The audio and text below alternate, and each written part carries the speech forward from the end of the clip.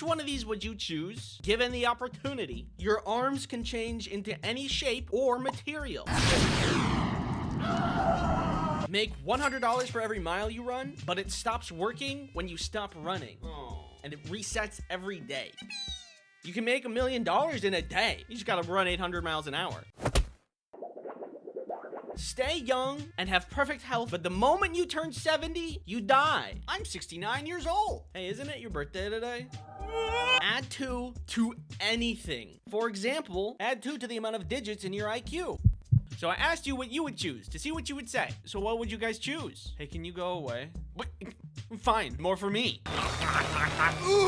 Out of all of them, you guys really like the arms one. Honestly, I feel like out of all the options, interchangeable and transformable arms would probably be the best and most useful due to its versatility. True. You could do many things with the arms pill. You could open your own professional dog walking business. You'd never have to wait to cross the street ever again.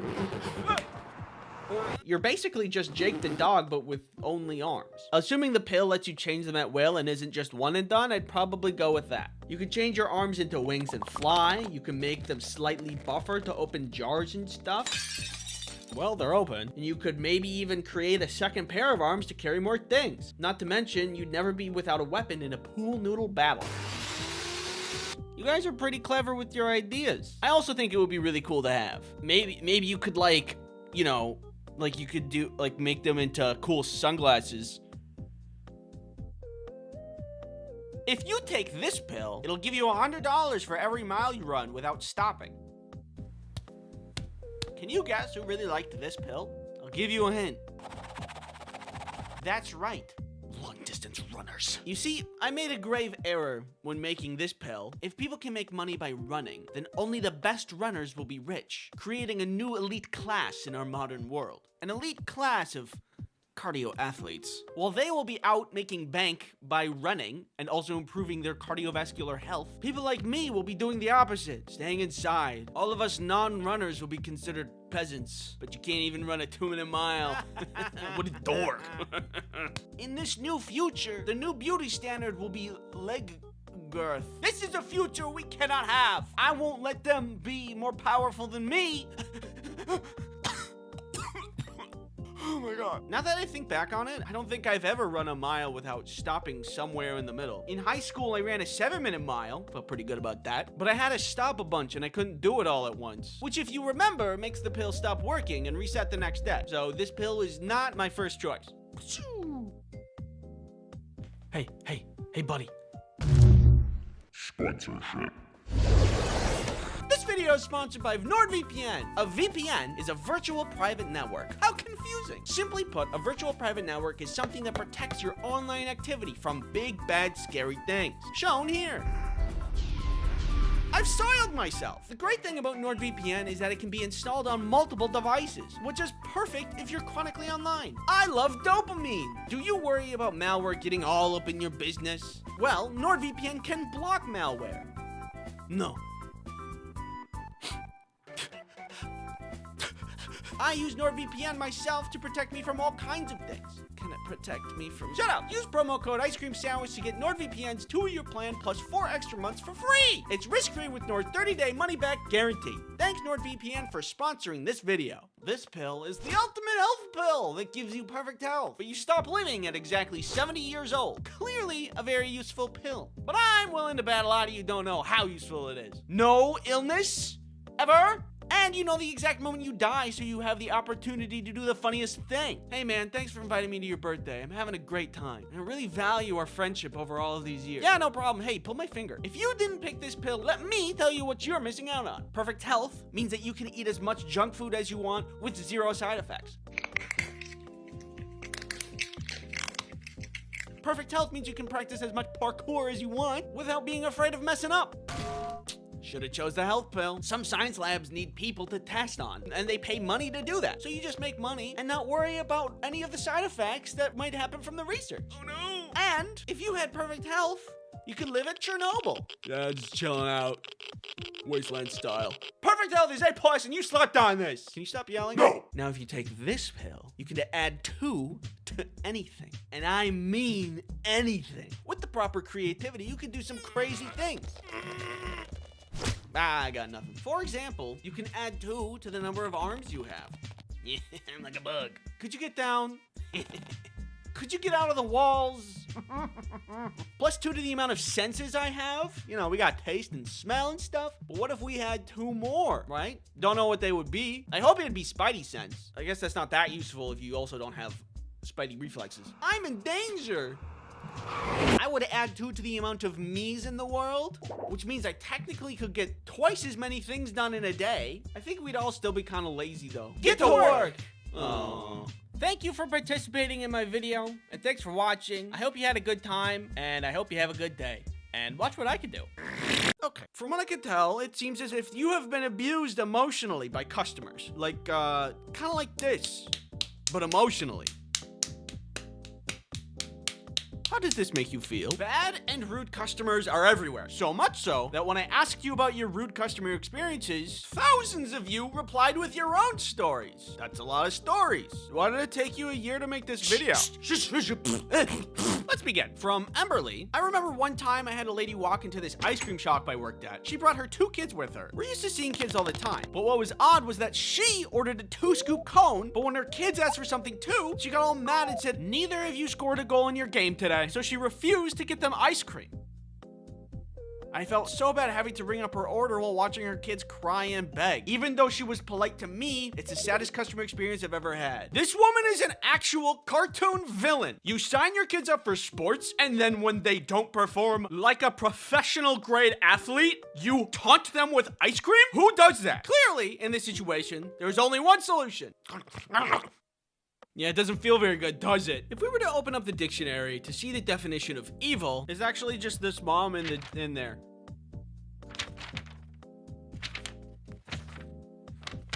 This dictionary is crazy. Another person telling this story is simply an employee with no corporate power. But if I was the manager of that store, I would have something to say. Actually, moms who punish their kids by going to ice cream stores and getting ice cream for themselves, except for but not their kids, but they bring their kids anyway so they can make them feel bad, they have to get their ice cream with spiders. It's just company policy.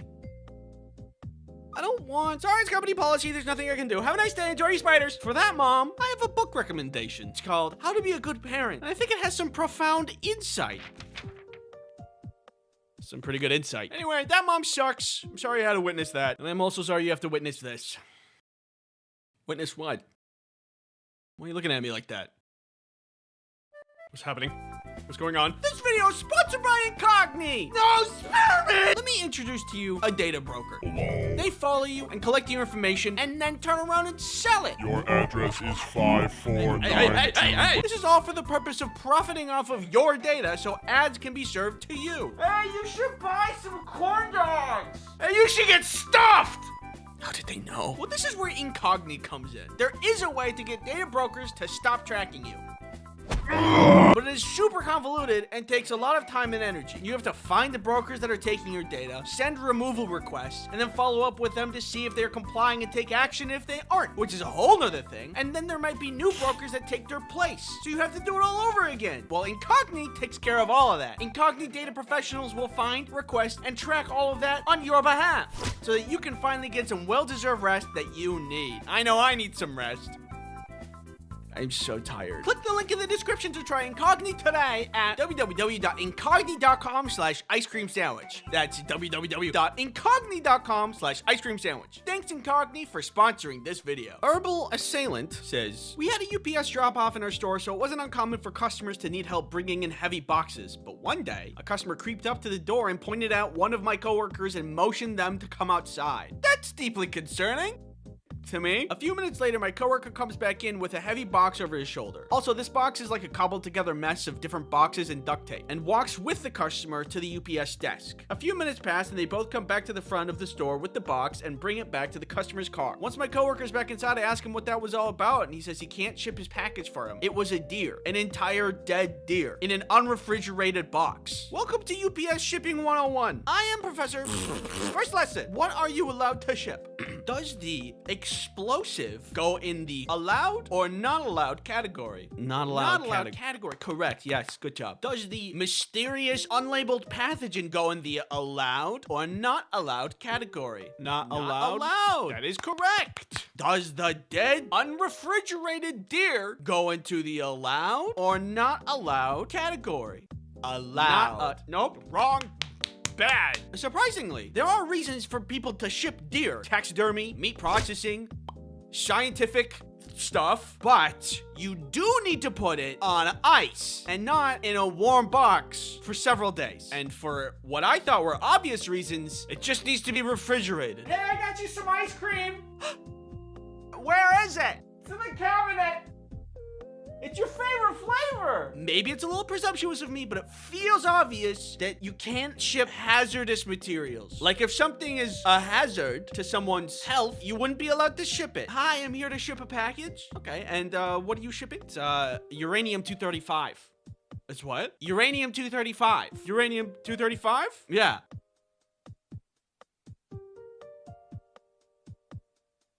Cal Johnson says, once had a customer tell me with absolute confidence that I wasn't allowed to buy things from the store that I worked at. You're not allowed to buy these items here. You're an employee and that's unfair to the customers. I deserve priority. I think deserve is doing a lot of heavy lifting there. Sorry, buddy. Sometimes other people exist and want to buy things. That's just the way the cookie crumbles. Buddy, if there's one thing that makes me mad, it's people that make up rules to benefit themselves and they don't even have the authority to make the rules. Like that one lady who told people that they can't be on the beach near her house. It's not even your property. What, do you also get mad when people drive near your house? Other people exist. And if you want to know other things that make me mad, I made a video on it. So that's, you can put that in your back pocket for when you're looking for something to do. Oh, a wallet. Hey. Anyway, that guy sucks and he doesn't deserve things just because he wants it. Sorry, I had to go through that. Pat. Ravage Fallout says, I worked at an amusement park for many, many years as a supervisor. The one that I remember most is being yelled at because her child that was very clearly not tall enough for the ride, and was fine with it, was not allowed on. She was full force screaming and yelling too. This woman's mother even apologized to me. It baffles me that even today, some people don't understand that safety measures are implemented for your safety. I get it. It's a crazy concept. If the supervisor was like, yeah, I don't care about safety measures, go on through, then your kid might not make it to the end. That's just crazy. Imagine you could get all the things you wanted in life from screaming. What kind of world would that be? One large popcorn, please. Okay, then your total comes to $20.50. All right. I imagine screaming as a currency, it would be an interesting economy. Auction houses would be a lot different, I think. I think the moral of the story is, something. Thanks for watching. If you're looking for other things to watch, I have bad customers that I myself have encountered, and this other video that I mentioned earlier. Now, if you don't mind, I'm gonna go get myself a chocolate bar. Hello, sir. How may I... Wait a second. Is that Minnesota? It is! Out of my way. The Minnesota State Fair is happening, I think, depending on when this video is out.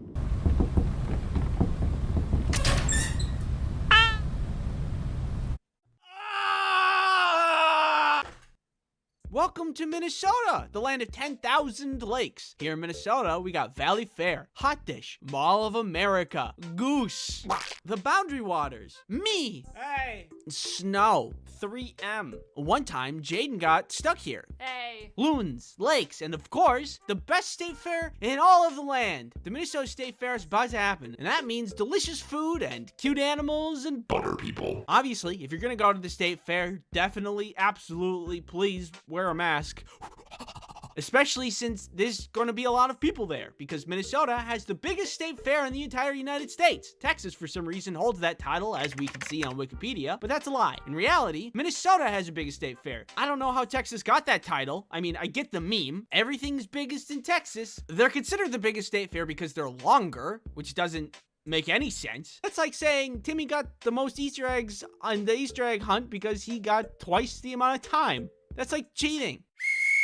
And that's time, everybody. Stop hunting. Time's up. Timmy, though, you can keep going if you want. After you're done, we can count all the eggs to see who's the winner. State fair? More like state unfair.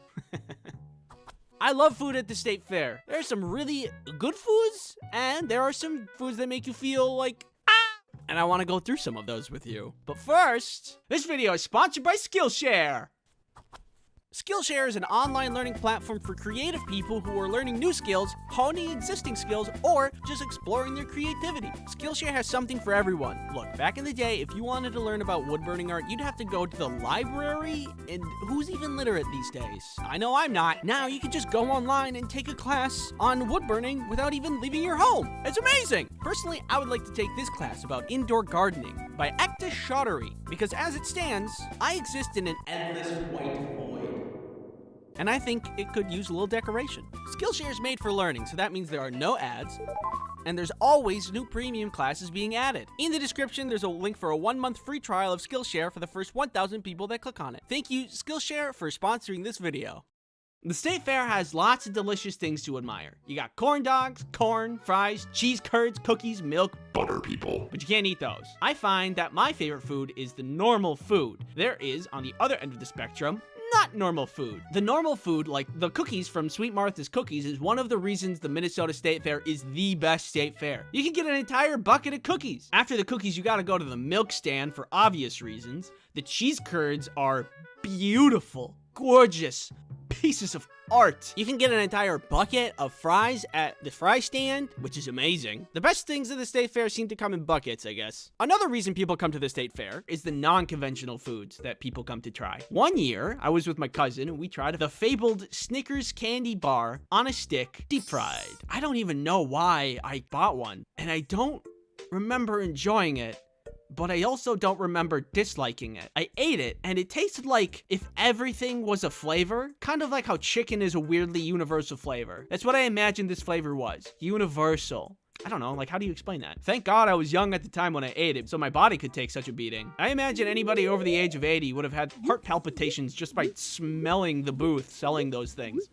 I don't really like those kinds of foods. It's really not for everybody. But here's a sample of what's gonna be there this year that I want to slander. Buffalo chicken dough skit. It's like a biscuit donut thing, stuffed with shredded chicken, glazed with a sweet and spicy buffalo icing, with bacon bits on the top. Ew! Cucumber jalapeno limeade. Spicy lemonade. You know how lemonade is refreshing? Well, how about not that? Jumbo donut sundae. It's a sundae and a donut, but they put the sundae on the donut. Waffle burger, maple infused candied sweet crunchy waffles with a side of maple syrup. It sounds good until you realize there's a meat patty in there. Ew! But I also have to remind myself that's part of the draw of the state fair. I may be slandering all these foods, but I'm just one person whose favorite flavor of ice cream is vanilla. Other, more adventurous people come to the state fair purely because of the crazy foods. They either want to try it because it sounds good to them, or they want to try it because it sounds bad to them. Wow, that sounds like a terrible combination of things.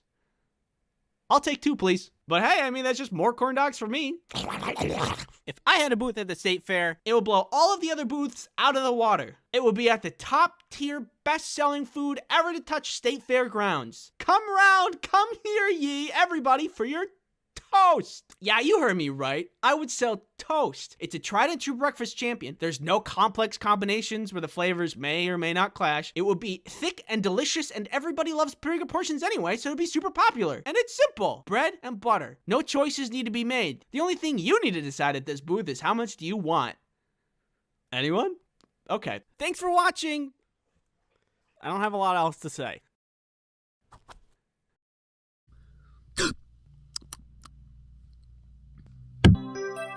You mean? I don't want people yelling at me about onions. I'm a box. Wow, Andy, your eyes look beautiful today. Do you guys want this empty bowl?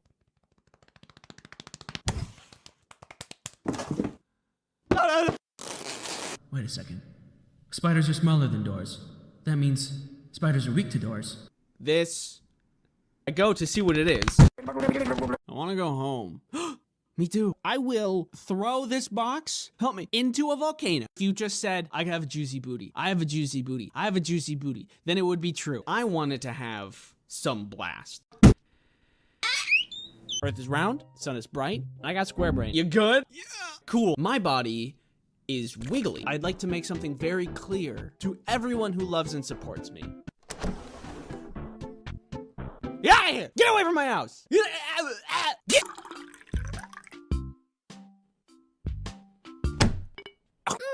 Yes, honey.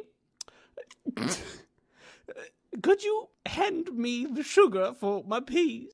Wood, nails, rubber bands, and with a little ingenuity, I created garbage. What's that? It's called salt, mask, bird. I still like to watch YouTube videos about Michael Reeves terrorizing his friends. Big corn dog. How do you explain that? How do you explain that? How are you gonna do it? How are you gonna do that? I can't. We can hang out, but I will not stop farting. It raises questions.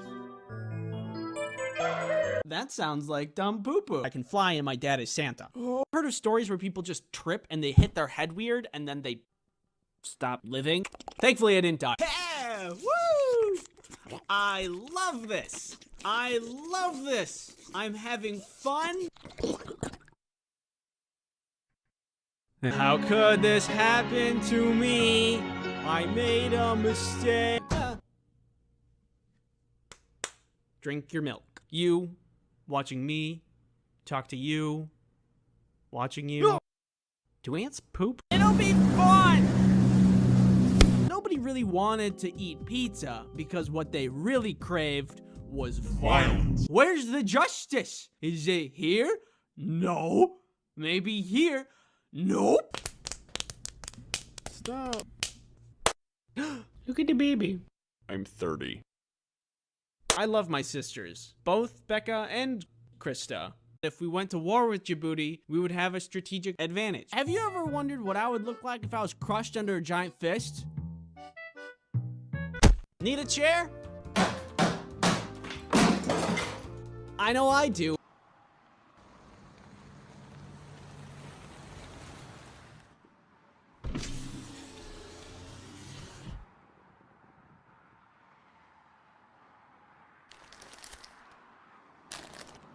She let me out before I died, which was nice. Broccoli?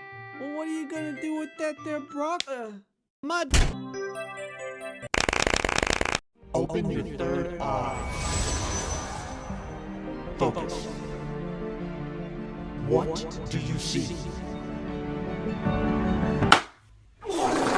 I've been over this intro like a million times and I can't get it right, so I'm just gonna say it. I've had a premonition dream. What is it? What is that? What do you say? You don't know what that is? What is specifically define a premonition dream?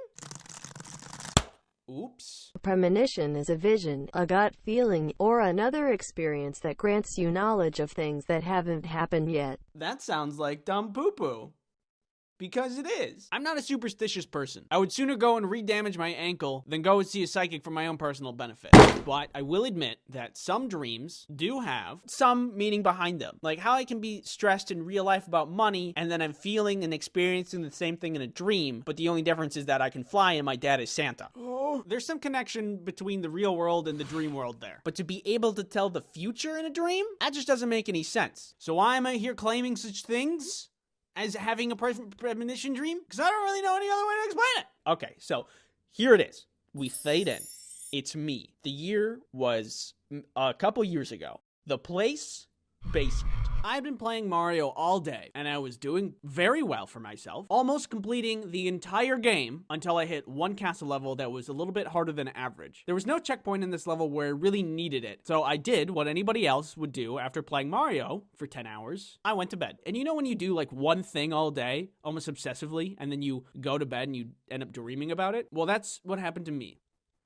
And that night, I dreamt of Mario.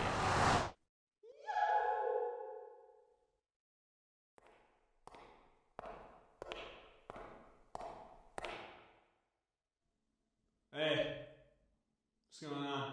It was me in that castle level again. The sensation was as if I was watching myself play. The level was exactly the same in the dream. There was this brown snake block thing that you had to ride through the level. You were tasked to stay on top of it without jumping off into a bunch of spikes. And while doing that, you're also responsible for dodging all of these spike balls.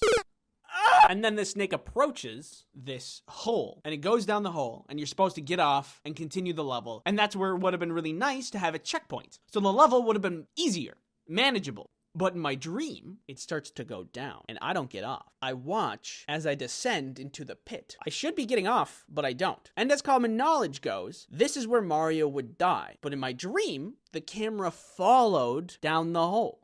Very unexpected. Did not expect it. I didn't expect it. But there I was, descending. And at the bottom, there was a door and a checkpoint, which is exactly what I needed. But it was a dream. The next day, I get up and I go try to play again. At this moment, I remember the dream. And I don't know why I tried it, but I decided to copy what happened in my dream. I bet you can tell where this is going. I tried the dream thing in real life and it worked. What? And now the level was gonna be a ton easier. There's a couple of ways this could have happened, but one sec, let me paint you some perspective. That's like you having a dream of you finding a secret box in your attic that you've never seen, and it has like cheese in it. Maybe M&Ms. Doesn't matter. You go and try to see in real life, and it's actually there. Like, how do you explain that? How do you explain that? How are you gonna do it? How are you gonna do that?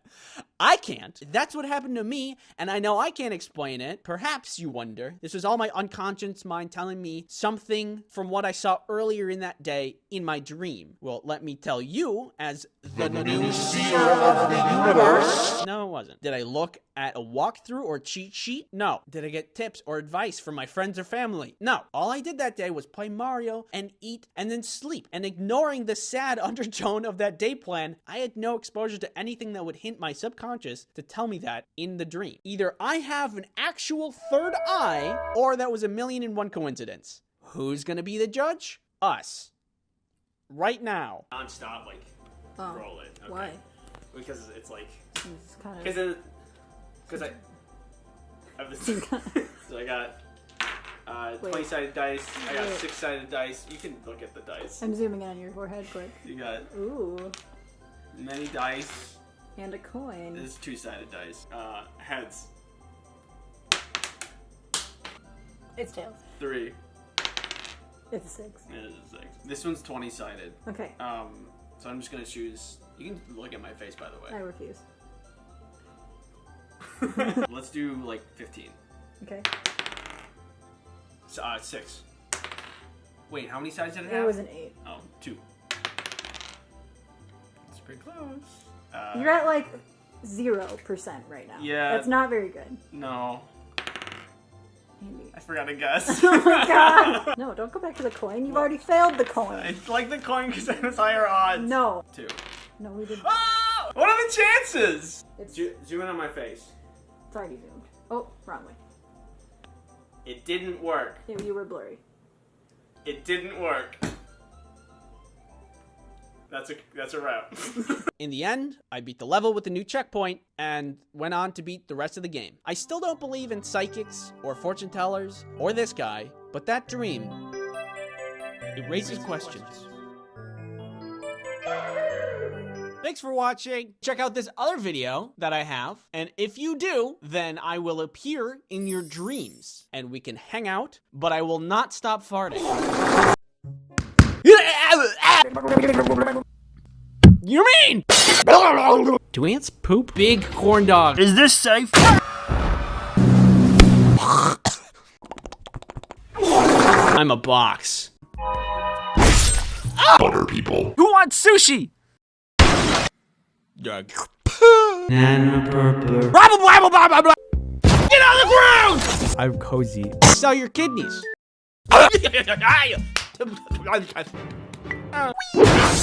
So in light of the most recent Blizzard Overwatch cinematic, I want to talk a little bit about Soldier 76 and his lore. The cinematic was fine as a standalone, but things get better if you know what's going on behind the scenes, aka The lore. on the surface, Soldier 76 is your run-of-the-mill hero. Nothing too cool or flashy about him, but he's just good at what he does, which is kill it. Like when I first saw him, I was like, whatever, you know, you got your cool visor thing, big gun, blow-up gun, healing, you know, it's just normal stuff. He's like, I mean, like you see him in the tutorial, he's literally the starting character of the game. So that gives off really basic vibes. So when most people are looking at Soldier 76, they think, whatever, nothing special, no spice. Especially when looking at the cinematic, you're like, okay, he's shooting, pew pew, pow pow, beat up bad guys, whatever, what's going on? But let's look a little bit into his background, so we can see how Blizzard puts the cool in subtlety. Suculbity. That didn't work. This guy was your classic hard-working American man. At 18, he wanted to join the military. He wanted to go fight for a while and then come back and then work on a farm. He's pretty, still pretty run-of-the-mill. But because he was so good and stuff, like good at shooting and whatever, the military was like, hey, hold up, don't go home yet, because we got some things to talk to you about. And they got him in some kind of soldier enhancement program. I mean, at this point, we're pretty much skirting on Captain America territory. Your normal American hard-working man wants to join the military and serve his country, but he's too good at what he does, or he's got like a lot of passion, and so they make him into a really good one. Whatever. This soldier enhancement program that Soldier 76 was put through made him like really strong, really fast. He's basically perma-buffed. So this Omnic crisis was going on, and him and a couple of other augmented soldiers went and tried to go fight them, and that was, you know, that was going on, whatever. Eventually, Overwatch was formed, and a lot of the augmented soldiers joined to that force. Overwatch. This included two important characters, Morrison, Soldier 76, and Gabriel Reyes, also known as Reaper. So Soldier 76 and Reaper became good old buddies. They kind of hung out all the time, you know, friends. They liked each other, like killing people, and they liked each other, and, you know, they got along pretty easily because of that. Reyes ended up being the leader of Overwatch in the beginning, but after a period of time, Morrison took the lead. People loved him. He was great, like, seriously, Captain America material. Can't be hated. Super hot. He got all the goods. Pretty much because he was the perfect leadership material, the UN made him the first official commander. And Reyes got demoted. This pissed off Reyes. Like, that's kind of it. Like, Reyes is like, nah, I don't want to be the best that there ever was. And after Overwatch being a thing for a while and the Omnic crisis not being a thing for a while, people got kind of pissed at Overwatch because it was whatever. Who was watching the Watchmen or something. After a bunch of allegations towards Overwatch, they pretty much fell apart, and Reyes comes in and rebels against Overwatch. Him and Reyes and Morrison fight, and they get into a big old fight.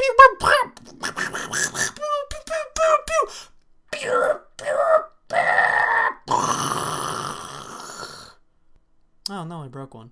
So long story short, the Overwatch facilities blew up and everybody thought they were dead. Specifically, Morrison, Soldier 76. But you see, Morrison's body was never recovered from the scene. So everybody thought he was dead, but really, he just ran away. So like a couple of years later, things are going down. A couple of crappy corporations like Comcast and stuff are getting attacked by somebody called Soldier 76. Nobody really knows the real name of this Soldier 76, but we know, dear viewer and I, we know what's going on. It's Morrison. It's been Morrison all along, acting as some kind of vigilante against the bad peeps of the world to help out the good peeps. Or it's like something personal. I actually don't know that much. So people who ran into this dude were like, gosh, he's so fast, he's so strong. It's like he was trained in the military or something. And then like the military did some science experiments on him, and that was really that could have made him really strong or something. Kind of like Captain America, but it was for another guy in a video game.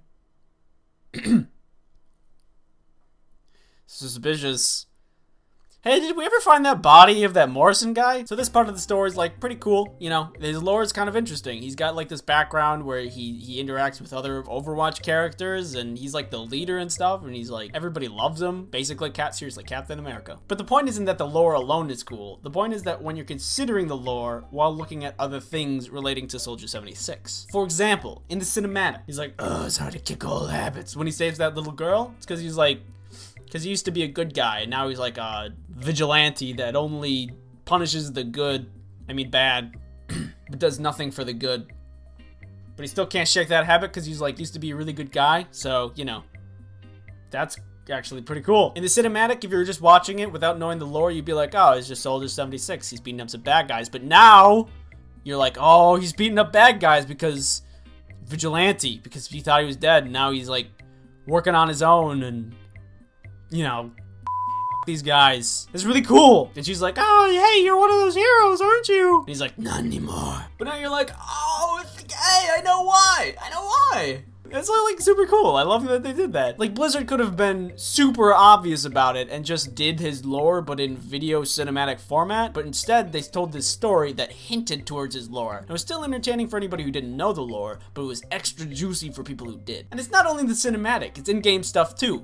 Like, here's a specific favorite one of mine. When McCree kills Soldier 76 in the game, he says, "Thought I saw a ghost." Because he used to be like dead, or people thought, and that like gives it so much more meaning. I think the sniper, Black Widow, like when she kills him, Soldier 76, she's like, "All legends must fall." God, cause he's, you know, I mean, you get it. Or like when May kills him, like May kills Soldier 76, she's like, "Amazing."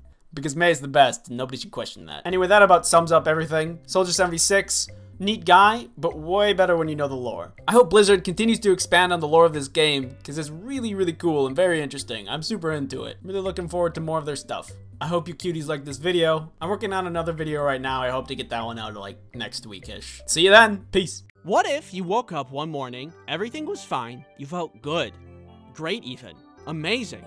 Turns out, you manifested superpowers overnight. The question is, what would you want that superpower to be? Well, I have the answer already, because I already asked you in this post. And here's some of the stuff you guys said. Being able to summon any weapon you want. The only drawback being that you don't know how to use every weapon. This one is cool. You can make like swords and hammers and like a Mega Dome Blaster 5000, but the fact that it's kind of weapons based means like I don't really get to use that much. Hello? Does anybody want to be turned to dust? I mean, I just don't often get into life or death battles in my day-to-day life. You can make a very lucrative sword business though. One sword, please. There you go. Good power, very neat. You get a gold star. There you go. The ability to fly. Flying is like one of the classic superpowers. Something I've always wondered though, would you need clearance to fly in government-owned airspace? And like if I'm just trying to go to the beach, am I gonna be in trouble? But I would still love this even at much lower altitudes, like getting past crowds in hallways, need to get to work and don't want to go through traffic, need to run any errands. The traffic one would be good, but I guess a car is better for picking multiple people up than flying. You can only hold so many people while flying. Why are your hands so sweaty? What? Whoop. Also, you'll never need a quack quack seat back your chair because you never need to sit again. Good power though, through and through. I would be very happy with it. Gold star. Geokinesis, which would be terraforming, which would be shaping the earth. This is a very strong power. Say hello to a free house or a free wizard's tower. You could also stop a meteor strike on Earth or be the cause of one. Getting around places would also be great. And also a bunch of other cool stuff. Look, kids, it's Mount Rushmore. This is where your mom and I met. We wanted to bring you here to this very special place so we could show you.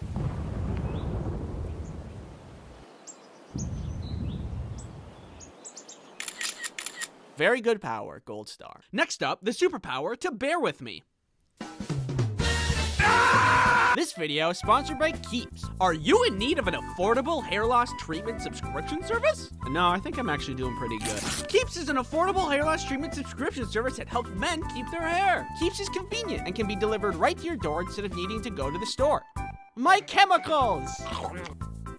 Keeps has a 24/7 care and support network of advisors and specialists to help you with any hair goals you may have. In addition to hair loss treatment, Keeps has a thickening shampoo and conditioner that makes your hair robust, powerful, and will demand respect. Keeps has everything your hair needs delivered right to your door with a subscription service that will remind you when you need refills to continue your hair domination goals. Hair loss stops with Keeps. Get 50% off your first order. Go to keeps.com/ice cream sandwich or click the link in the description. KEEPS.com/ice cream sandwich. Self-cloning.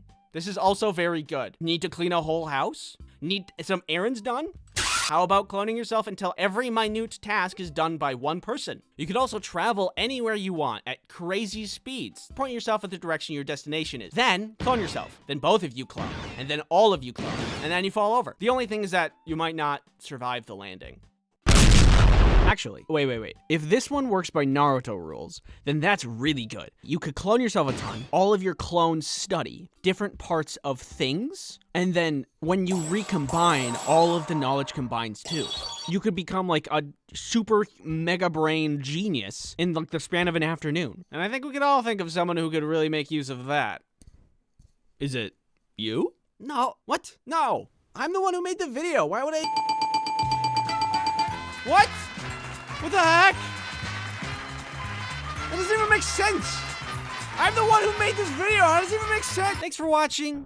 Sorry I was gone for a long time. More stuff coming for the channel, coming down the pipeline. I hope your New Year's was good, and I hope you have a nice day. Thanks again for watching. See ya. I do not like to die. Not a fan. In fact, I love not dying. As you may be able to tell from my beautiful, youthful, lifelike state. But that isn't to say that I haven't had my moments of close calls. Whoa! One time when I was in college, I was trying to plug something into the outlet under my table. I didn't want to fully get out of my chair and get on my hands and knees just to plug something in. So I just tried to reach the outlet and plug it in without looking. I know, you don't need to say anything, but I kept missing the plug that I wasn't looking at. So I used my finger to try to find the outlet and then guide the plug towards the outlet. And I was just thinking that I would take my finger away before I got too close, but I shocked myself with an actual outlet. In real life, this is something I did. And I lived, and I'm thankful for that, but I am self-aware enough to say that is not my brightest moment. That could have been it for me. I never imagined myself going out that way, I'm gonna be honest. I always thought when I die, it would be cool and probably impressive somehow. Like sacrificing myself to save Earth from an asteroid. This is for you, Earth. Yeah, he blew up the wrong one. But it turns out I'm highly likely to die in a fork-in-outlet-related death, which is kind of disappointing, but also pretty in character of me. An outlet? You died from touching an outlet? Yeah. Yes. Alright, come on. I guess I'm not really upset that this is the way that I am. I'm just thankful I've walked away from most things unscathed. Or at least moderately scathed. Sometimes things are just an accident, though. Like this one time involving a microwave. This video is sponsored by NordVPN. You're someone that's on the internet. How did you know? Wait, seriously? On the internet, there are bad things, such as people who want your data. Give me that. Well, you can use NordVPN to protect yourself while you're online. Also, NordVPN is multifunctional, so you can use it as an ad blocker. This is all well and good, but what good is any of this if you can't use it on multiple devices? Hey, oh. Well, thankfully, you can install NordVPN on all of your devices. Use promo code Ice Cream Sandwich to get NordVPN's 2-year plan plus 4 extra months for free. Dude, sorry. It's risk-free with Nord's 30-day money-back guarantee. Thank you, NordVPN, for sponsoring this video. So, the microwave event. It was just some random night that I was at home, and I wanted some candy. But my parents are crazy and like to freeze their candy. Like, if you wanted a Three Musketeers, it would be in the freezer. You know the delicious candy bar, known for its fluffy and chocolatey center? Well, yeah, they like that solid. And I can't stand frozen candy, so I wanted to melt it. And thankfully, we have technology at our disposal. I intelligently thought to myself, microwave make candy warm. Candy go in microwave. This was at the time when I was a lot shorter, so I got a stool to access the microwave easier. I put the candy in the microwave and pressed start, but the candy was still in the wrapper, and the wrapper was some kind of foil or metallic. So plasma, of all things, started arcing in the microwave. Oh my goodness! I freak out and I lean on the shelving that the microwave was seated on as I use my other arm to turn it off. But the shelving wasn't bolted down or something, so the microwave tilts onto me, which I instinctively catch. And suddenly, I am holding a bomb! Father! Assistance! Thankfully, my dad runs over and pulls the plug and saves the day. Thanks, Dad. The candy was ruined, though. Obviously. So I just didn't have any candy that night. No. Which is, perchance, the biggest tragedy of that night. I am now aware, you don't have to say anything, I am now aware that candy in microwave wouldn't have given me the result I wanted anyway. But in the moment, it seemed right. In the spirit of the Home Alone franchise, I am at least now aware of how to weaponize everyday household items in the event of a potential intruder.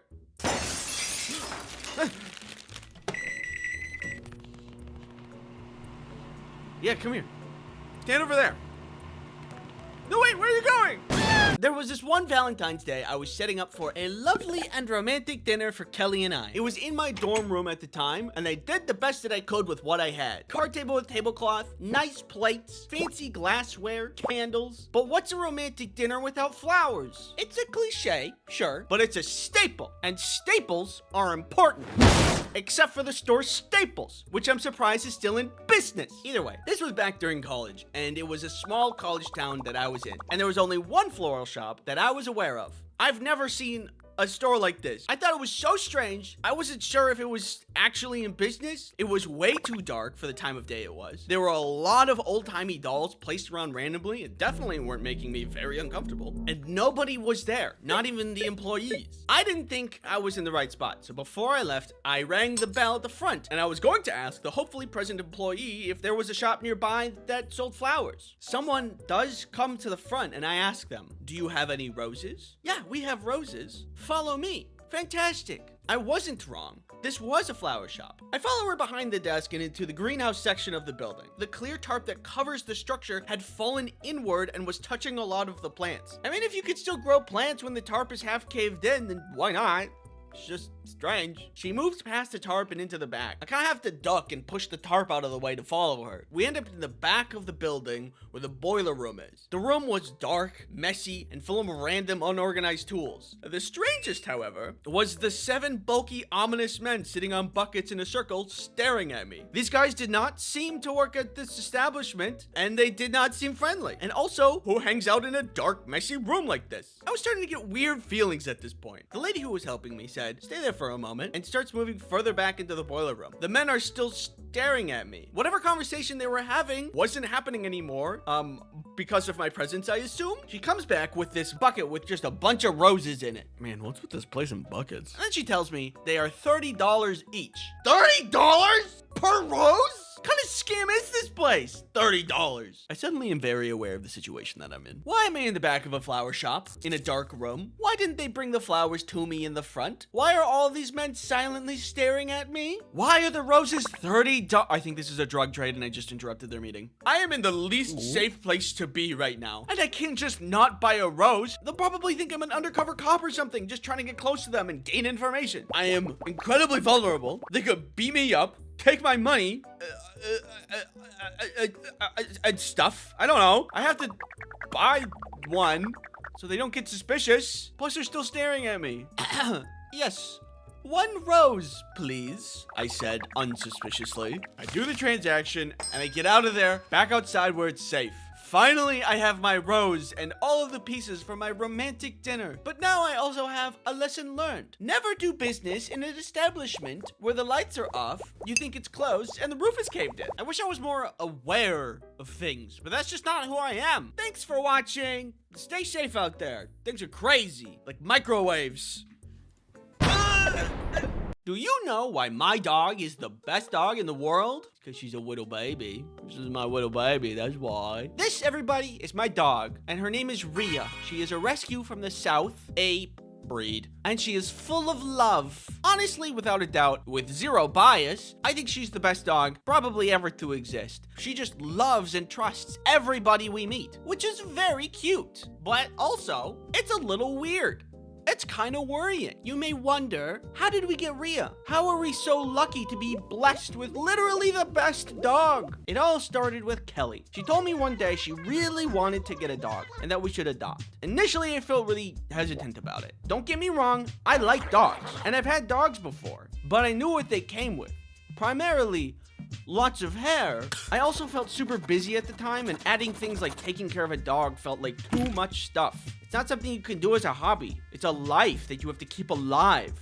An adorable little baby life who's so cute, little baby. My heart was icy cold, and I didn't really want to take on this new responsibility. But Kelly was sure this was going to be a good idea, and I wasn't, so I don't know. Who am I to stand in the way? So we made a plan to foster a dog for a little while to see if it was indeed a good idea. Kelly did all the planning and collecting information and research about fostering and adopting. And eventually, she found a sweet, chunky Rhea ready to join somebody's family. The listing said that she was mellow short-tempered and loved to snuggle, which made Kelly think she'd be a great fit. Rhea was located all the way in the south, states away, but getting her was actually pretty simple. We contacted the organization to set everything up. They told us to meet in a parking lot where they were going to distribute all the other dogs to all of the other families. When they arrived, they gave Rhea some final shots, they gave us some paperwork and a leash, and then we went. She didn't even know who we were, but when we opened the car door, she just jumped in with no questions. She was very, very trusting. You're very trusting. Too trusting. And NordVPN is a virtual private network. When it comes to internet privacy, you may have some thoughts. Cheeseburger. Such as, what can I do to protect myself while surfing those World Wide Web waves? Well, NordVPN can actually help you with your internet protection. While you may be looking up very important research, there are prying eyes trying to collect and sell your data. Such an incredible bummer. But with NordVPN, you can block those trackers in their tracks. Not only that, but you can also block malicious ads, block nasty malware, or take me out to dinner this Friday. My schedule's wide open. I'm totally free. You can also install NordVPN on any of your devices. Your phone, my tablet, or that guy's computer. Stay away from my computer. Use promo code Ice Cream Sandwich to get NordVPN's 2-year plan plus 4 extra months for free. It's risk-free with Nord's 30-day money-back guarantee. Thank you, NordVPN, for sponsoring this video. At the beginning, things started off well enough. However, I was worried about leaving her alone all day because both Kelly and I had to go to work. We'd feed her breakfast, let her go potty, and go off to work. Normally, you'd think a dog in a new unfamiliar place would be more timid and maybe hiding in a spot or acting out in some way. But when I came home, she would poke her nose through the door like a bird trying to get a little seed, which is adorable. And it makes me think that she's just sitting there waiting all day for us to come home.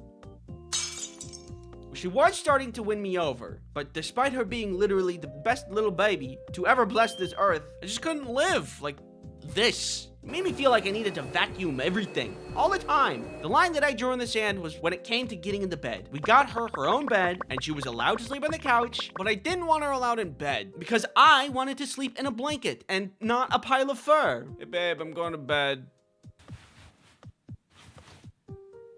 That was the couch.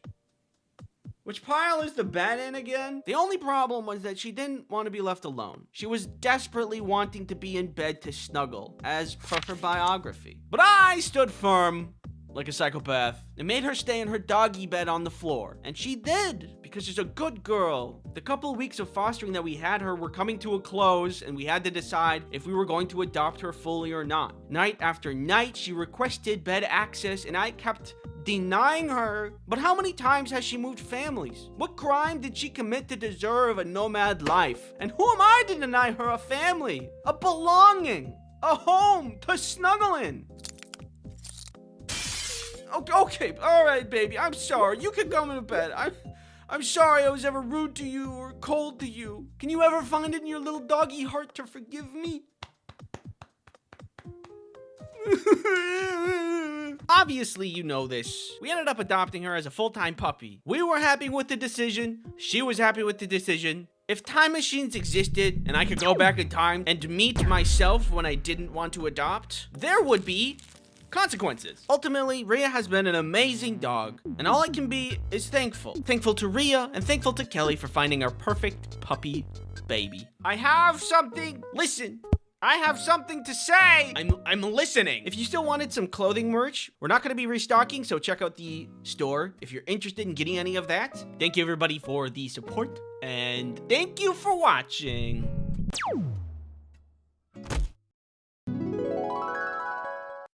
Hey, who are you? Oh, I'm the Fairy of Discomfort, and I hear you've been a very good boy this year. What does that mean? It means I have a gift for you. You ever think about how sound is just wiggly air that makes our brain feel things? For example, summertime ice cream, tomato soup with grilled cheese. Subscribe to my YouTube channel. Notice how some of those made you feel things? Sometimes some of that wiggly air or textile feeling, it makes us suffer. And lately, I've been thinking about the ones that make me suffer, and I'm curious if these are normal. Like, there was this one time I was unloading the dishwasher and I had made a mistake that I didn't think would be a mistake. Earlier, when I was choosing all of the settings for the dishwasher, I put all of the settings on max because that's what I always did. Which seems like it would make sense. If you want to clean your dishes, why not choose the setting that makes the dishes the cleanest, right? Apparently, doing it too much can change how your glass dishes feel. I went to put away one of the glasses, and when I touched it, I felt such a discomfort that I let out an audible blech. The best way I can describe how it felt was squinchy. Like, when you touch it, it feels like a squinch, which is obviously terrible.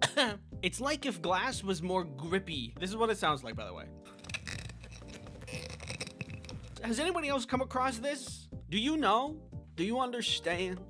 Can you look into my heart and feel what I feel? In college, I had a roommate that would set up a ton of alarms that would go off every 5 minutes in the morning to wake him up for class. And it would go off for like an hour or so. Unfortunately, for the guys who lived in the dorms next to us, I was the same way. So every morning it was like...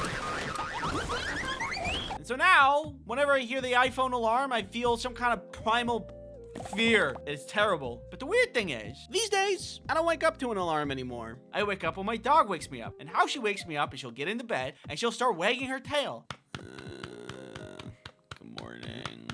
And you'd think that the same thing would happen. I would hate the sound of her tail, but I don't. I love it when she wags her tail because she's a cutie patootie. She deserves happiness at all times. What do you find uncomfortable? Is it nails on chalkboard or perhaps sponsorships? Come here. What do you think VPN stands for? Vuvuzela Pringles Nourishment?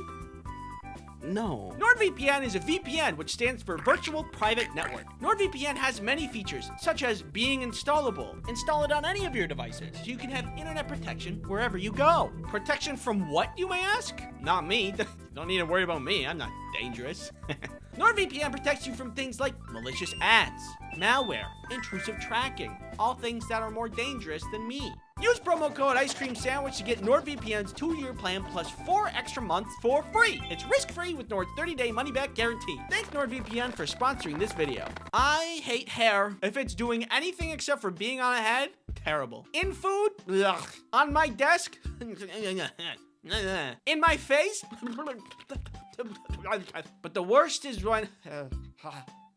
The worst is when it's being pulled off a comb. Do you know that sound? Content warning, I'm about to play that sound. I think there should be some kind of invention that combs your hair without needing to comb your hair, so that we won't have to have this horrible sound in our ears ever. Or everybody could just go bald, and that would probably just solve a ton of problems. Maybe you can figure out why I hate this one. I don't know, but you know socks? It'd be kind of surprising if you didn't, but anyway, socks, they keep your feet warm. They are the best in winter and can have fun little designs on them to make you look cool. But when you wear them in bed, I would not be able to sleep. I want them off. I would rather have no feet entirely. Why is that? Your feet are so far away from the core of your body, it would only make sense to keep them warmest when you want to be warm and cozy, which would be at night in bed. You know, after working out and you get really sweaty, or not even working out, you just like, when you get really sweaty and then your shirt also gets extra sweaty and then somebody comes along and tries to hug you. Ugh. I don't even want my shirt to be touching me, let alone some other person when I'm sweaty. Don't touch me! Don't touch me! I'm weak! I'm already weak and tired! Would it be possible to liquid cool a person? Sure. Saying that out loud makes me seem really dumb. But like, if you take, you know, those gamer computers that have liquid cooling in them, could you do that with a shirt and then put that shirt on a person? I think that would be cool. I think one of the worst feelings in the world is at the dentist's office. You go in the dentist's office, you need your teeth cleaned, and they're like, hi, I'm here to help you. But then they crack out that little scratchy thing, and then they scratch your teeth. Ugh. Some of you may be asking, I can think of way worse things, such as, what if this happened? Yeah, it is worse than that, okay? Anyway, that's about all. Now, if you'll excuse me, I'm gonna go do a cozy thing as a palate cleanser. Hey, you ever heard of honey? Could you do that a little less seductive? Oh, sorry. I didn't mean to. Just read it normally. Have you ever been shopping online and thought to yourself, I wish I had a free online shopping tool that automatically finds the best promo codes and applies them to my cart? Well, Honey is a free online shopping tool that automatically finds the best promo codes and applies them to your cart. Get the best deals on over 30,000 well-known stores such as Best Buy, Sephora, Ulta, cocaine from the guy behind this recording studio. That one's a lie. Don't say that. Honey is free and easy to install with just 2 clicks. One over here, another over here. That's easier than doing a backflip. Don't try to do a backflip. You're gonna get hurt. No, I can do it. Honey is loved by everyone with over 100,000 5-star ratings on the Google Chrome store. Honey, good. Need a chair? I know I do. With Honey, it's easy to pick one up with great savings. Oh my god. That's really good. How much does Honey cost? You just said it was free. Not having Honey is literally passing up free money. Follow this link to start saving now. Join honey.com/ice cream sandwich. Say it normally or we don't pay you. That's joinhoney.com/ice cream sandwich. Thank you, Honey, for sponsoring this video.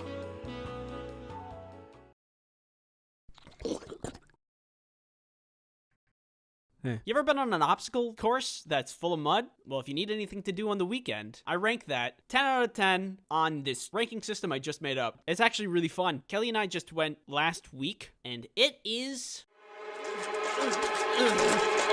fun. Rewind 6 months ago. Kelly and I are talking. She's like, let's do a mud run. And I said, yeah, even though this isn't something I would normally want to do, because I don't like messy things. Like Nickelodeon slime. Yeah, woo!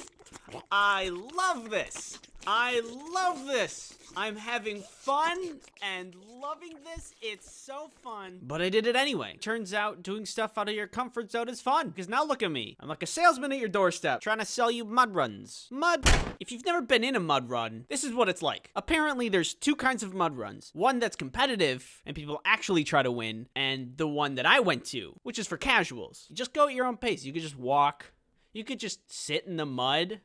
You could leave and go home. See you later. After the race starts, you see a lot of your run-of-the-mill obstacles. A wall, you gotta get over that. Monkey bars, muddy pool of water full of mud and water, and pee-pee. And there was also a tire flip, but this one was on a hill, so it made flipping the tire really hard and dangerous. But it's a mud run. There's lawless land over here. It's lawless. It's without law. Kelly and I at this point were having a lot of fun, but thank God that this was a casual mud run because I could not do any of the upper body strength things. Like monkey bars. I could never do those when I was a kid. And that translated into now where I still couldn't do them. And it ruined my arms. I think I completed about 1 of the obstacles. Moving on. The rest of the race was mostly long paths of running with just a couple of wooden beams sprinkled around that you had to get over. Woo! Some of the running left the main money area and went into the woods, which I was a little worried about because there was lots of rocks and roots and it was really steep. I don't know. I've heard of stories where people just trip and they hit their head weird and then they stop living. I didn't want to fall and hit my head weird and then become part of the obstacle course. But hey, that's the name of the game. Baby, danger, obstacles, racing, mud. Thankfully, I didn't die. Kelly and I ran for a while, walked for a while. This part of the race was hard because I was tired. I find it really hard to run for a long time when you have 5 pounds of mud on each foot. Oh, to be young and full of energy. Also old and full of energy.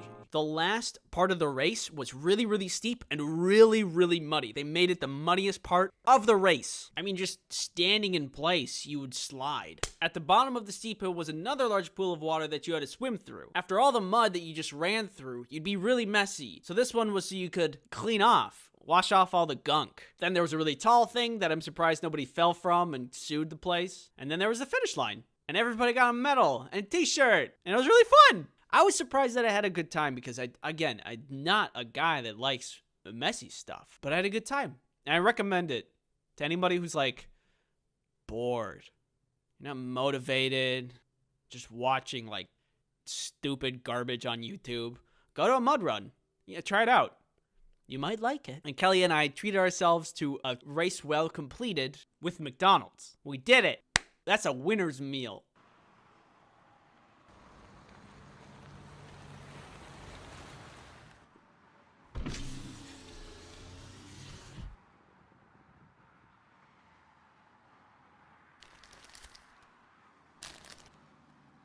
Is that a mud run?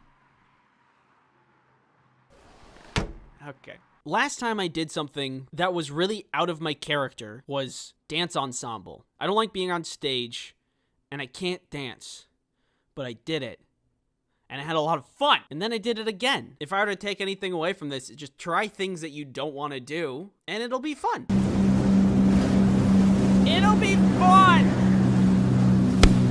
I have a little bit of news to tell you.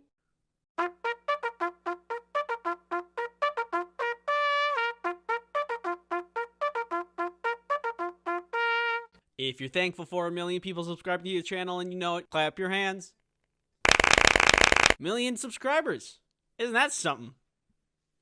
I don't have to tell you that 1 million is a big number. I don't have to tell you that this channel is larger than 93 countries on Earth. I don't have to tell you that this channel is 43,000 people larger than Djibouti. And I don't have to tell you that if we went to war with Djibouti, we would have a strategic advantage. So I won't. But I will tell you that I'm thankful. All of this is happening at a pretty busy time in my life, so it really came out of nowhere.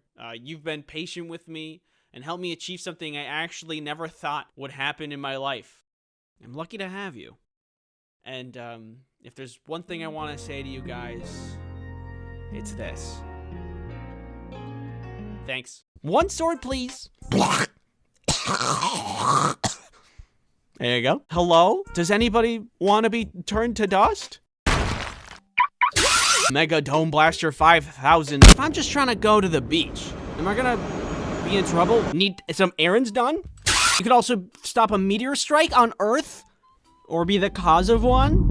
My chemicals! See ya!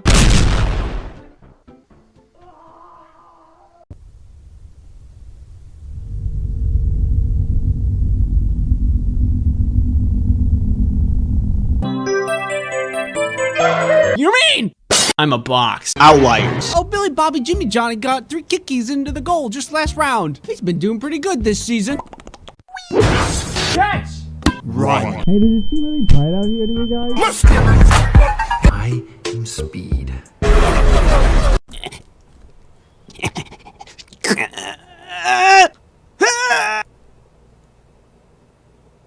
Me. Spinny door go spinny wee wee wee. Perfect. With this dresser, he'll never be able to get a snap. Doors are terrifying. Look like somebody who likes to eat pizza like a cookie. Half court. No. Take me out of the ball game. More like, take me home. Unstable. Do you need some ultra fresh milk? Balls. I hit you and spank you. Palpable. It's potent. It's pungent. Do you guys want this empty bowl? One sword, please.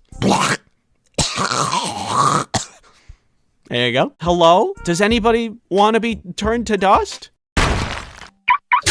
Mega Dome Blaster 5000. If I'm just trying to go to the beach, am I gonna be in trouble? Don't worry about that. Welcome, Andy. Dog. You mean? I want to go home. Me too. You need something cheap, affordable, accessible to everybody, efficient, effective. Trebuchet. You could also stop a meteor strike on Earth, or be the cause of one. My chemicals!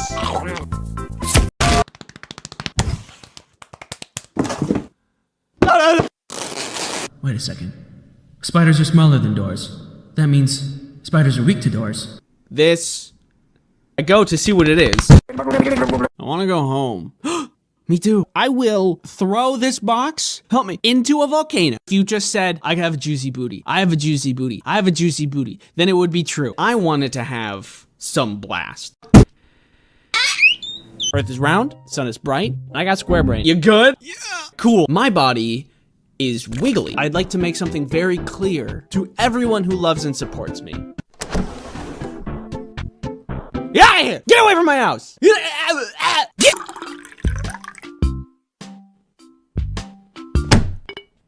Wood, nails, rubber bands, and with a little ingenuity, I created garbage. What's that? It's called salt, mask, bird, big corn dog. How do you explain that? How do you explain that? How are you gonna do it? How are you gonna do that? I can't. We can hang out, but I will not stop farting. It raises questions. I can fly and my dad is Santa. Is this safe? I'm sleeping. Please go away. Bonjour, je suis un enfant. Je m'appelle omelette du fromage. Sell your kidneys. Cucumber nimbus. Sit down in that chair. Put that rope around you. Nah, I'm just kidding. I'll do it for you. Give you a little kiss. Human garbage can. You might not be able to keep me from breaking and entering. The closer we can get to stopping a horse's heart, the better. Do you need to access the dark web? Chicken is just the essence of bad in my mouth. One sinful abomination. Ooh, what's this? It's mushroom pizza.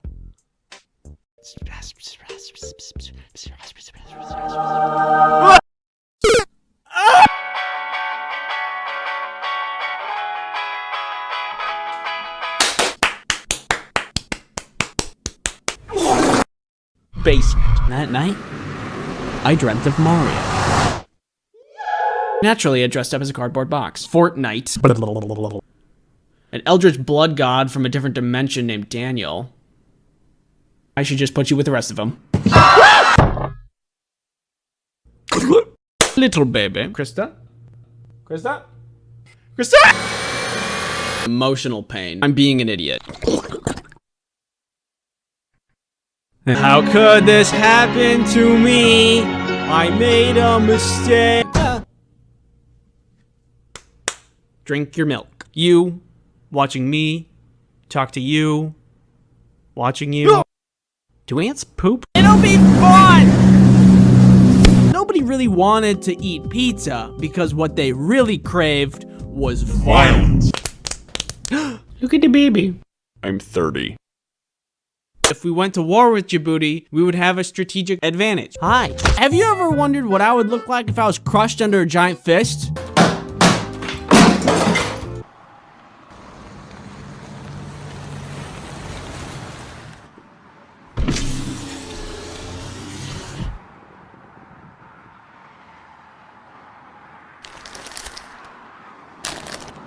Broccoli? Well, what are you gonna do with that there broccoli? My stupidity is quantifiable. I got hit in the face with a shoe. You know that ticks, they make antifreeze and Lyme's disease eats it. Fun, PP. Danger. I will appear in your room Tonight. Hello?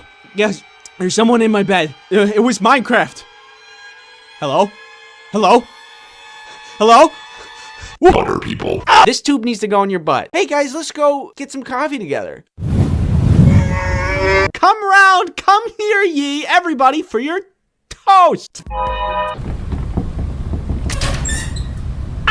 I will see you in See ya.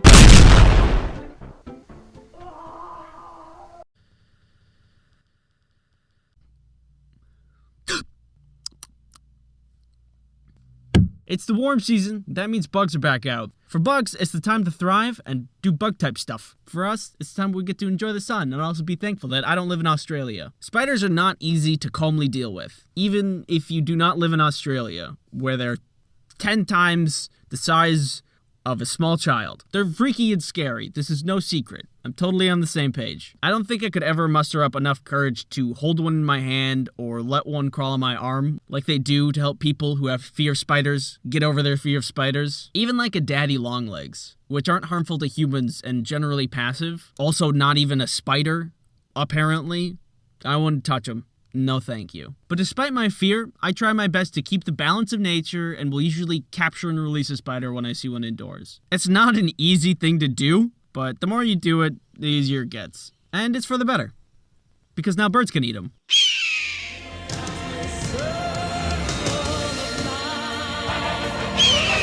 But I'm no total saint.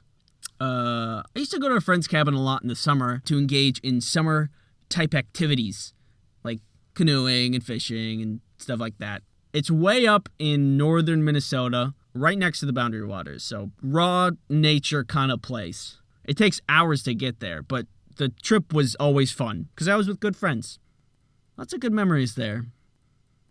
I miss that cabin. Now, I say cabin, but I really mean like a lake house. It was a really nice place. But when my brain sees a structure next to some water in a woodsy area, my knee-jerk reaction is to call it a cabin. So I'm gonna just keep doing that. Cool. So this cabin was really nice. Everything you needed there, temperature control, electricity, running water, full kitchen. The only thing that was somewhat lacking was pest control, specifically the bug kind. This particular summer, we had just gotten to the cabin. We're bringing our stuff inside from the cars, claiming who gets what bed and what room, stocking the bathrooms and kitchen with supplies for the week, when suddenly... Wow, that's a big spider. Oh my god. This big old beaver spider shows up and just completely stops all unpacking. Here's the current layout of the situation. There's a hallway here, a doorway here, a spider here, and we are all here. Bedrooms where we're unpacking stuff are over here, and literally everything else to the house is this way. So you can see we were in a bit of a pickle. The layout of the house required us to pass through a specific doorway that the spider was specifically in front of, blocking everybody, and being generally terrifying. If I had to guess what spider it was, I would say wolf spider. The as big as your hand / big enough to eat a bird if you felt like it kind. And because of that, nobody wanted to even get close to it. I'm a catch and release kind of guy, but not a catch and release at the expense of my arm kind of guy. So we had this problem that was affecting everybody, and 0 people who wanted to deal with it in an understandable way. Like, what if we try to kill it and we miss it, and then it scurries out of sight? Then we'd have even a worse problem. Good luck sleeping. Or if we do kill it and we hit it with like a broom, and then thousands of little baby spiders came out, then we would have, instead of a big problem, 1,000 smaller problems. Or if we try to capture it and put it outside, it could jump on our faces, and then we would have a spider on our face problem. But thankfully I was there, and I didn't have the forethought to think of any of those situations, so I dove right in to solve the problem. I can't catch and release this spider. Even if I successfully got it outside, it's not like a bird would eat this thing. This thing would probably eat a bird. Think, Andy, think. Why is there a door there? Who would leave a door in the middle of the hallway? Wait a second. Spiders are smaller than doors. That means spiders are weak to doors. That means... I'm not going to touch that now. It's too big. Oh, that's not a good idea. I have a family. A demon for nature. My mom and dad I- Woo! Yeah! I was the hero of the day. And as a reward, I didn't have to clean up the spider guts that was just splattered all over the floor and the door I just crushed it with. Woo! So after that problem was solved by genius boy Andy, we went back to unpacking and had a great rest of the trip. I love that place. A lot of good memories. Lots of good memories. There might be plans to go back there this summer, which I'm really quite excited for. More excited than that spider was big, which is, oh my god, so much. Thank you for watching. It means a lot when you guys read my comics and check out my videos. Despite making countless spelling errors in my comics, you guys are just super nice and give me tons of support. And I love that. I really appreciate that. Which kind of brings me into my next point. I got this message a little bit ago about being unfollowed from my comics blog, which is concerning because it isn't the first time it's happened. One of my friends has told me like 3 separate times he's been unfollowed from my comics blog on Tumblr. So I just wanted to bring that up. If you follow me on Tumblr, keep an eye on that stuff. I'm going to message Tumblr themselves about it later, see if I can somehow fix it. But that's all. Just wanted to let you know. Thanks again for watching, and I'll see you in the next video. And see you in the next one. See you next video. How do you end these things? Can I come up there? No. Please?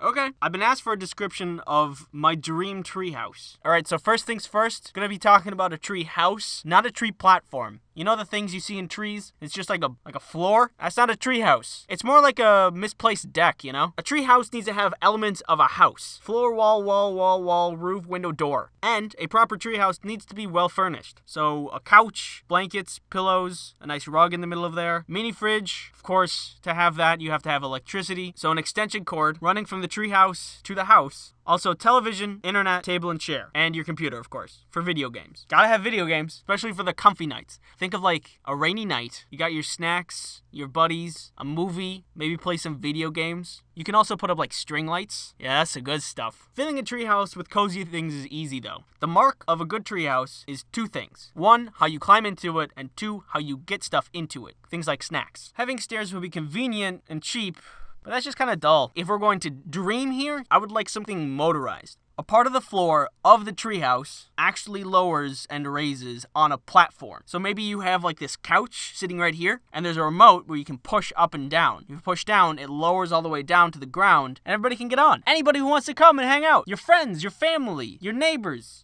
dog.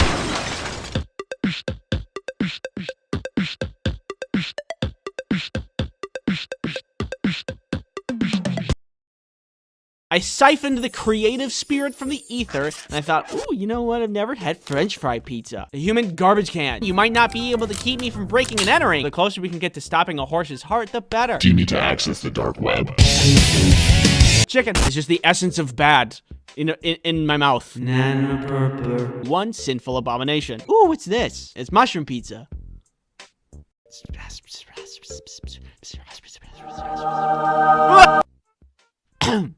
If you could choose any video game item to have in real life for surviving the zombie apocalypse, everyday use, and annexing Toronto, what would you choose? Why was that one so specific? This is a fun question if you like video games. And I like video games, so I went ahead and I asked you about it in the community tab. The portal gun sounds like a good idea for the zombie apocalypse. I would use a hang glider for the Breath of the Wild every day. Wait, what? And I'll go with barrier blocks from Minecraft for the last one. I'm just gonna say this outright. The Breath of the Wild hang glider is probably a really bad one. I'm sorry to break it to you, but it's just kind of worse than a real one. You have to hold on with your hands. You have to have gorilla grip strength to hold on to that. And if you can't, then you die. Have you ever used monkey bars before? Like, think of that, but 5,000 feet in the air. It's not a good idea. I don't know. Maybe you're just built like a brick, but from my perspective, I don't think I'd want to do that. The portal gun is very good though. Very useful in a zombie apocalypse. Simply put a portal in any entryway to your base, and then the other end of a portal on a cliff. It's perfect, and there's no flaws with that idea. Yeah, come a little closer. I dare you. See what happens.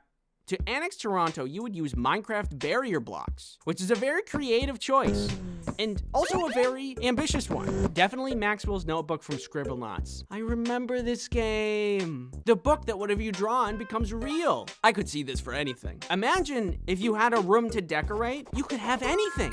Do you need like a homemade security system?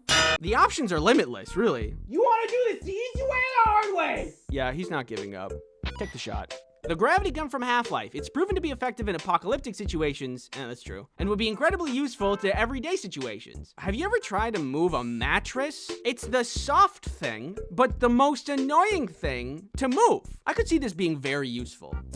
I don't know how to deal with Toronto with this thing, though. I think I kind of set you guys up with the annexing Toronto question. I just thought it was funny, but it's really a hard question. It's kind of out of our scope, so sorry.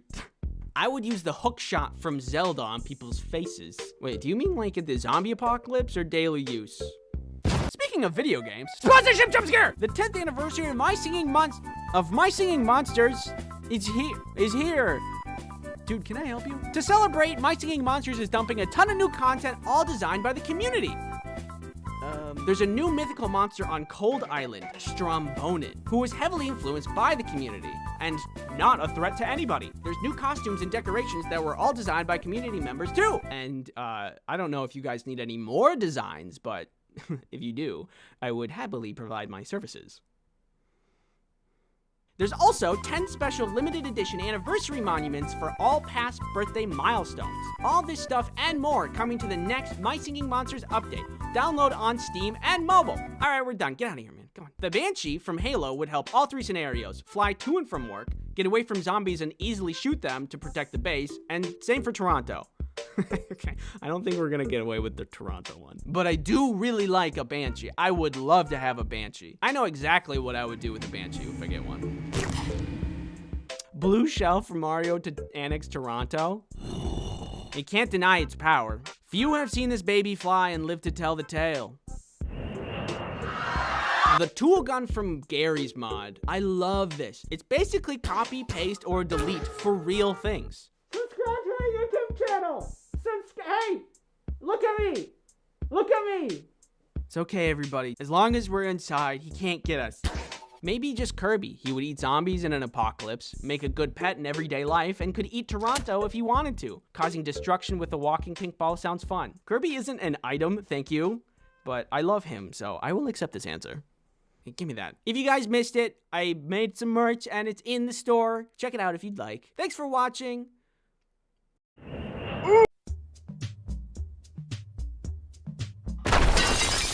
Get on the ground! I asked you what food combinations would get you into this situation, and that's you, Kirby. Look at you, living life, not a care in the world. What's your secret? And many replies later, I have enough evidence to put you all away for 30 to life. So let's begin. Banana slices in cereal with milk. The milk gets rid of the banana aftertaste. Banana aftertaste? Isn't that just banana? And makes them sweeter. The cereal adds a crunch to every bite. Thumbs up to this one. It's important which cereal you choose though, because I've had this, specifically with Honey Nut Cheerios, and it's good. You got the honey, you got the nut, you got the Cheerios, and you got the banana. And it's all good. Those flavors, they mix, they're good. But if you're out here like, oh, I'm just cutting up a banana, gonna add it to the cereal, just let me go get my cereal. I call it Spam. Oh god, there's a name for it. You make a s'more, oh no, put a thin slice of Spam cooked over the fire instead of the marshmallow. No! It's sweet, salty, crunchy, and savory all at once. You are irresponsible. What's next? Spam and ice cream? Tea? Pepsi? Oh, I shouldn't give him any ideas. Spam is one of those foods that gets a lot of hate, I think, because it's consistency. It's really goobly. It's also really salty. I really like it because it's so salty. But to add it to s'mores? What are you doing? Why would you do that? To me, personally, I have been affected. You know what else I get affected by? Internet privacy. NordVPN is a virtual private network service that helps you protect yourself online. NordVPN helps you with so much, like stopping intrusive tracking. NordVPN also helps block malware, so you can protect your computer. Hello? Can I come in? No, go away. NordVPN made this delicious smoothie. Tastes like the internet. NordVPN allows multiple devices, so you can protect yourself and anyone else you care about. Nah, I never really liked Timmy anyway. Use promo code Ice Cream Sandwich to get NordVPN's 2-year plan plus 4 extra months for free. It's risk-free with Nord's 30-day money-back guarantee. Thank you, NordVPN, for sponsoring this video. Peeps Pepsi slaps an ungodly amount. Peeps and Pepsi. Peepsy. Yes, it is real. Yeah, I saw this the other day. So I was at the store getting groceries and such, you know, stacking up on the essentials, and I saw a yellow bright box for a 12-pack of soda with a Pepsi logo. I thought that was weird. I looked closer. It was Peeps flavored Pepsi. I thought, there's no way this is gonna taste good. So I bought one, and I'm gonna taste it. I need to be right back. I gotta go get it. Whee! All right, here we go. This blind taste test. It smells like Peeps. That's so weird. Oh, that's not good. That's like if a marshmallow was liquefied and put into a Pepsi. I mean, they did a good job. It tastes what it is advertised as, but it doesn't taste good. Ugh. Yeah, that's pretty bad. Kelly! Kelly! Ah! Taste this. You don't have to if you don't want to. Peepsy. Tastes just like normal Pepsi. What? No. It doesn't. Oh. You're wrong. Okay. A squirt of yellow mustard mixed into a portion of creamy macaroni and cheese. Stir in and add more if you feel it necessary. It adds a nice little tanginess. I was skeptical for 10 years before my father tricked me into trying it. It's really good. Well, they're both yellow. Hold on one second. Okay, here's the macaroni. Here's the mustard. Mix it up. I don't hate that. Hold on, let me go in again. I might have gone a little heavy on the mustard. I could pull it back a little bit, but that's actually kind of good. You've opened my eyes today. Okay, that was pretty good. I once accidentally asked for ketchup with my mac and cheese in the school canteen and genuinely enjoyed, but my friends thought I was mad. Hold on a sec. I'm less confident about this one because ketchup isn't yellow. Ketchup rarely improves things. You know, you got burgers, hot dogs, french fries, chicken tenders. It's kind of like it. Well, we'll see how this goes. That tastes 1-to-1 like SpaghettiOs. Oh my God, that's just SpaghettiOs. I have to give that a pass. I ate all of it. All right, here's a consensus. I feel a weird, vague sense of shame, but none of these are bad. To the outsider, off-putting, but now that I've been on the other side, you're not going to jail. It's okay. You're innocent. My sister used to have peanut butter and jelly and dip it in ranch. What we are seeing now is a victim of immeasurable psychic damage. His facial expression is a telltale sign of irreversible harm done to billions of neurons and synapses. Poor guy might be dead. It still hurts my soul to this very day. How do you do that? You can't just do that by accident. You can't be like, oh no, I'm falling. Oh God, my ranch and the peanut butter jelly. That's deliberate. And if a crime is premeditated, it gets you more jail time. And I'm from the Midwest. We dip our pizza in ranch, which is very normal and fine and makes sense. And if you think it's gross, well, an enemy of an enemy is my friend. So let's make fun of them. Ew, gross. I eat them with pepperoni. Michelle, stop. Everybody stop being creative with peanut butter and jelly. Peanut butter and jelly is good as the way it is. I will weaponize this megaphone. Thanks for watching. The lesson here is that food is weird. And if you eat food, you're weird. I drink the water from Tuda cans. Do you think french fries on top of pizza would taste good or bad? One time, me and my friends wanted to make some custom pizzas outside of your normal, like pepperoni and mushroom and whatever else. When we were hanging out, we went to the grocery store to get whatever ingredients we wanted to make our own custom pizzas. I siphoned the creative spirit from the ether, and I thought, ooh, you know what? I've never had french fry pizza. It's salty and salty. I bet nobody's ever done this before. And in true American spirit, I combined two existing foods into one sinful abomination. It tasted really bad. It's just the essence of bad in my mouth. I want to go home. F stands for fries. Hello, I think my channel is lacking in pizza-based content, so I'm here to rectify that. How are you doing? Hey, don't touch those. I need those for the video. You are to sit here and watch and accept all my opinions as fact. Stop. Okay, let's begin. I'm going to stick with whatever Domino's has as their toppings because I think that's a good baseline, the french fries being the only exception. I just added that one to warn people. Olives. When it comes to pizza toppings, I find I become very excited about olives. Olives are jam-packed with salt, but I'm not eating pizza to be healthy, so the closer we can get to stopping a horse's heart, the better. Best paired with pepperoni or something equally salty. Both green and black olives do indubitably go hard. Green tastes saltier than black, so S for green and A for black. I think that's pretty good. Spinach. Call me crazy, but I like me some greens. Gives the pizza kind of like a healthy vibe to what otherwise would stop a horse's heart. It doesn't go hard, but it does go rigid. So loose B, firm A. So I think I'm just gonna round up to A because it can also just go on pizza without anything else and still be good. By the way, this is baseline pizza. Normal hand tossed with red sauce, no stuffed crust. Also, you might be happy to hear this, but there's no sponsorship segments in this video. Crazy. No, you know, we've all been there, eating pizza, but also concerned about your online privacy at the same time. Wow, do I have a deal for you? NordVPN is a VPN. Can you believe it? And it's good for security. For the internet. Need to watch shows in different countries? Need to access certain blocked content while traveling abroad? Do you need to access the dark web? Well, NordVPN has your back. They have encryption so good it'll make you say, oh, that's pretty good. With NordVPN, you might not be able to keep me from breaking and entering, but you'll be secure online. Foil hackers with this one neat trick. Hackers hate her. I hate you so much! It's buying NordVPN. Go to nordvpn.com/icecreamsandwich to get a 2-year plan plus 1 additional month with a huge discount. It's risk-free with Nord's 30-day money-back guarantee. Oh my God! Thank you, NordVPN, for sponsoring this video. Oh man, this party sucks. If only someone cool would come and, like, make it better, like... Yo! Pepperoni, what do you think? How could this not be S tier? It's so good that in some cases it's better to have it alone rather than adding other things that could make it worse. Worse! You get a pass if you're vegan or vegetarian, but who doesn't like pepperoni? That by itself is the biggest red flag. Onions. I enjoy onions on pizza. This is what I imagine someone who likes onions on their pizza looks like.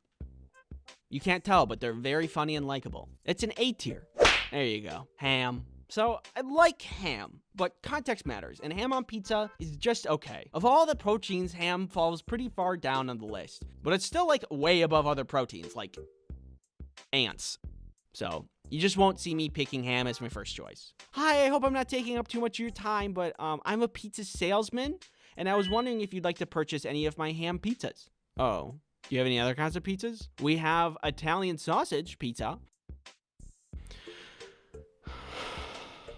It's fine. I put Italian sausages in the same tier because neither of them excite me. Both earn their place in C pretty firmly. I'm not upset with them, I just think that they could be better. Bacon is always good, except the time that there was that bacon chocolate fad. People were like, wow, it's surprisingly good. It's so surprising. It wasn't. It was bad, objectively. And that's coming from me, a human garbage can. I'll eat anything. I even like 3-day-old Taco Bell. But bacon is not made for chocolate. We should have put that on the satellite we shot into space. But it is good on pizza. B. Chicken. Love me some chicken. It's good flavor if you do it right, and it tastes good. If someone brings chicken to the party, it's about to be a good time. That's an A tier. Nana purple. Ooh, what's this? It's mushroom pizza. Like just mushrooms? Yeah.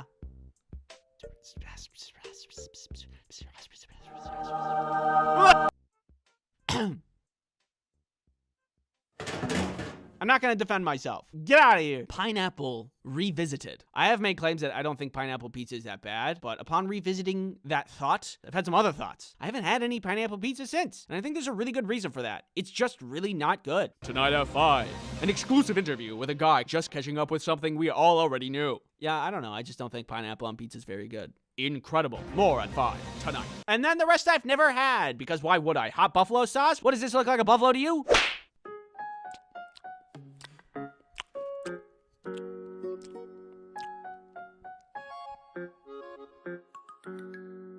The heart helps pump your blood.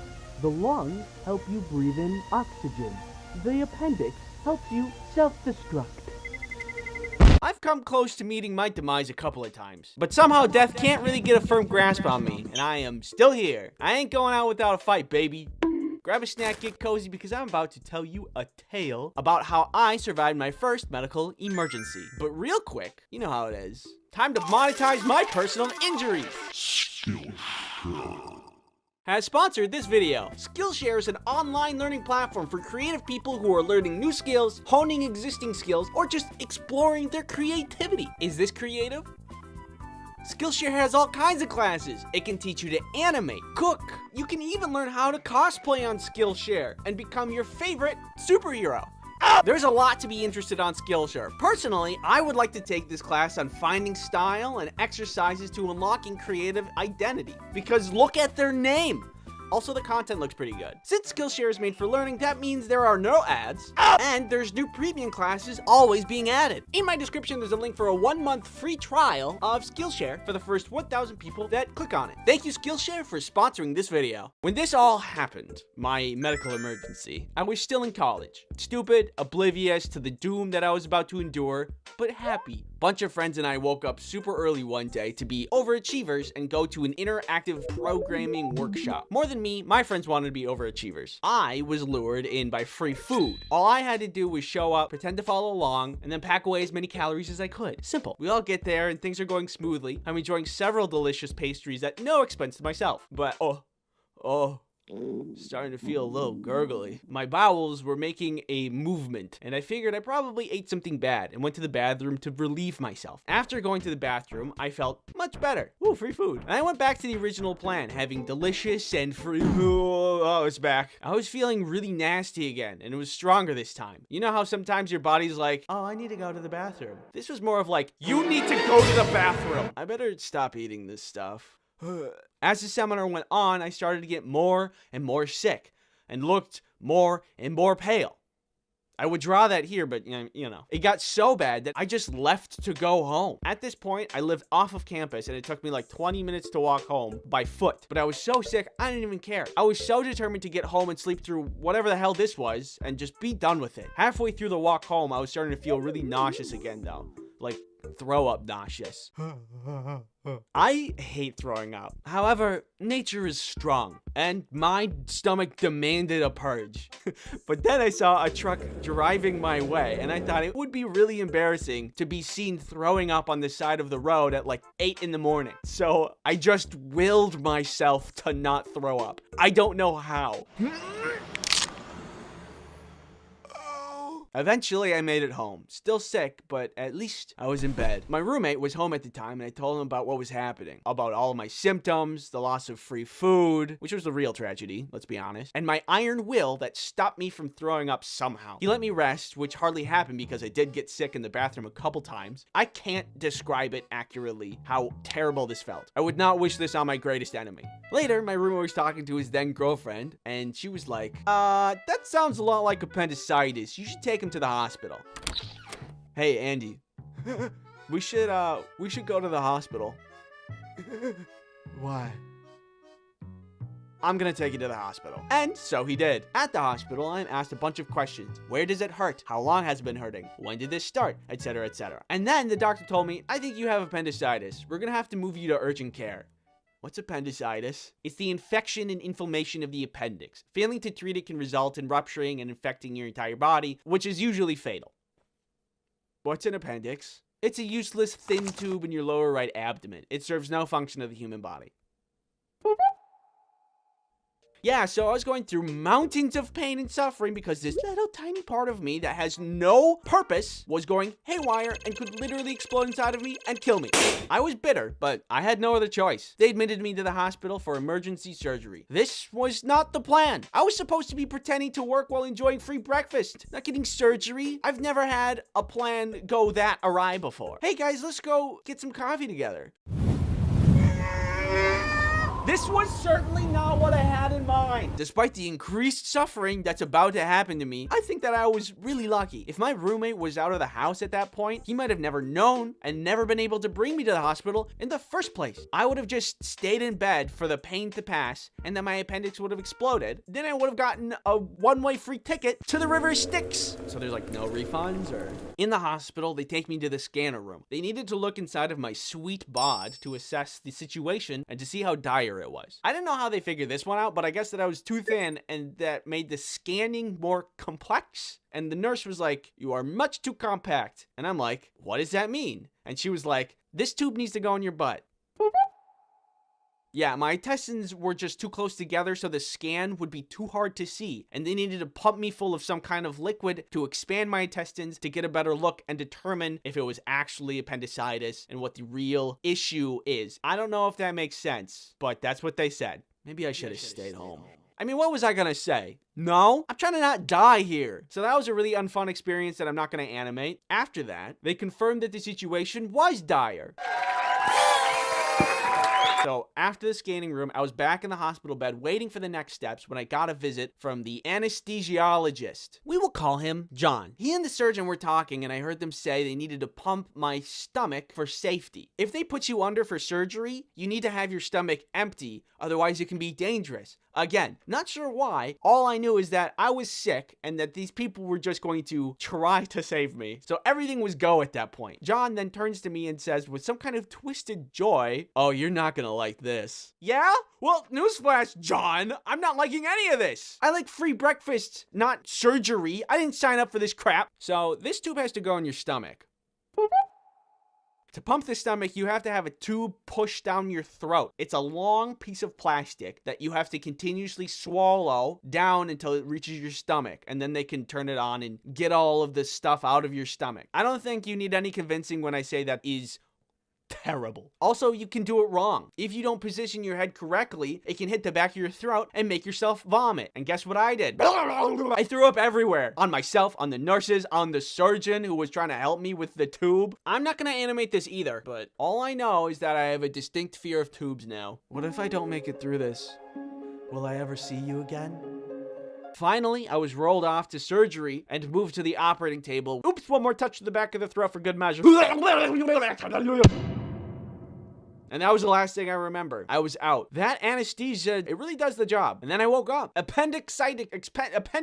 I was cured. I spent the next day healing a little bit. My mom visited. I watched cartoons on TV all day. And I got soup and an icy pop and juice for meals, which seemed like a lot of sugar for a hospital to give someone. But hey, this is America, baby. Sugar is like our aspirin. And I didn't mind. I just went through a lot. My friends who were at the seminar thing collected all my stuff for me so no one would steal it, which again, it's really nice of them. Making this video makes me realize that I'm really lucky to have the people that I have in my life. They look out for me. Thank you for looking out for me. Because if you weren't, nature would probably have taken me by now. If you are feeling nauseous and have pain in your lower right abdomen, see a doctor. If you guys were at my AMA on Discord a while back, thank you very much for stopping by. Turns out it's really hard to answer questions fast, and I didn't get to all of them, but it was really fun. And if you missed it, I announced it on my Twitter and community page, so go there and follow me. Ooh, a squirrel. Ooh, a ladybug. Ooh, a piece of candy. Ah! Just get inside and I pull this lever and...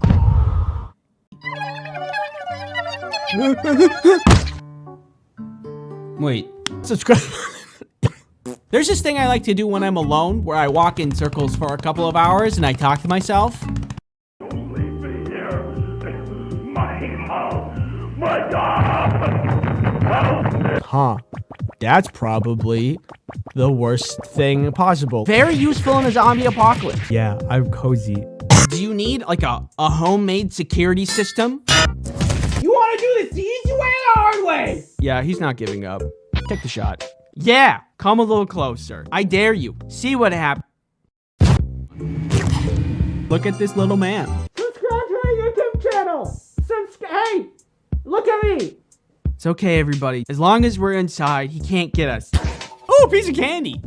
I was starting to feel very tingly in my appendages. The only thing is that you might not survive the landing.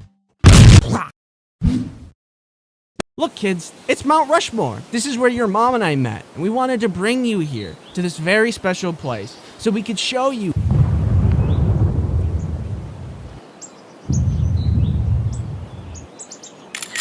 Point yourself at the direction your destination is. Then, clone yourself. Then both of you clone. And then all of you clone. And then you fall over. Hello?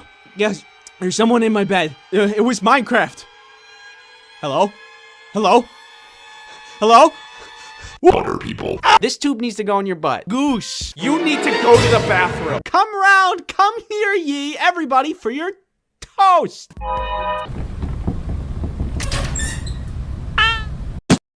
Hi. This guy's kind of weird.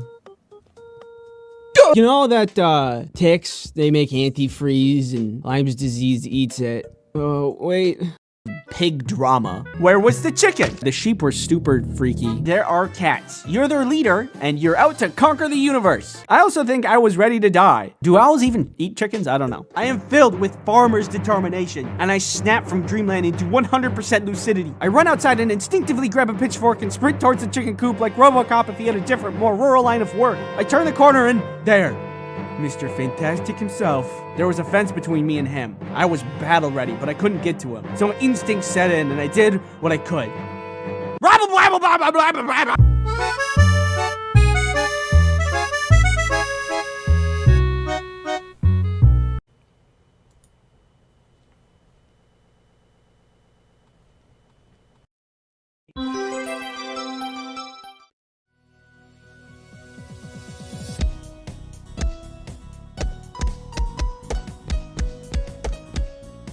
Outliers. Oh, Billy, Bobby, Jimmy, Johnny got 3 kickies into the goal just last round. He's been doing pretty good this season.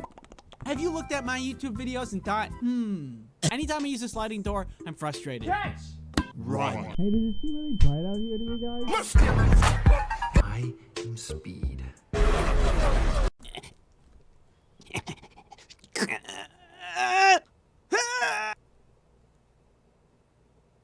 Me. Spinny door go spinny wee wee wee. Perfect. With this dresser, you'll never be able to get a snap.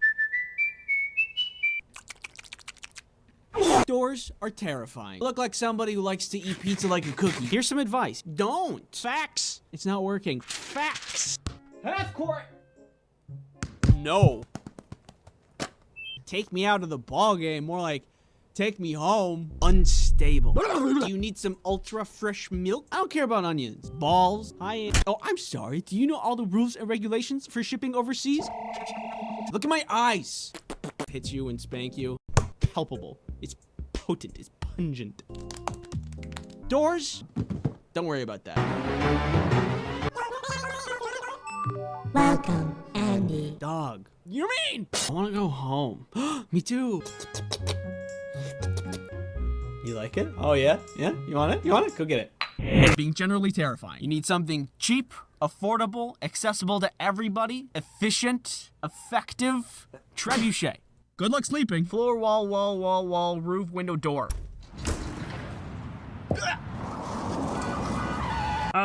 Is this safe? Maybe. It's for the better. Because now birds can eat them. Do they just not know how to use headphones? I'm sleeping. Please go away. Bonjour, je suis un enfant. Je m'appelle omelette du fromage. Sell your kidneys. Cucumber nimbus. Food shrapnel rains from above. Some girl gets hit in the head with a food tray. Sit down in that chair. Put that rope around you. No, I'm just kidding. I'll do it for you. Give you a little kiss. No! I hate kangaroos, and I think the whole country should be blown up. Gonna stab you! Hey, who wants sushi? This is where Mario would die.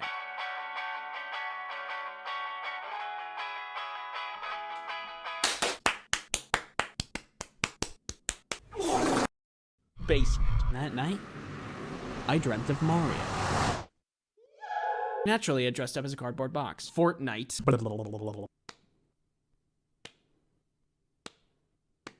Got the cowboy, a classic. Clown, another classic. An eldritch blood god from a different dimension named Daniel, another classic.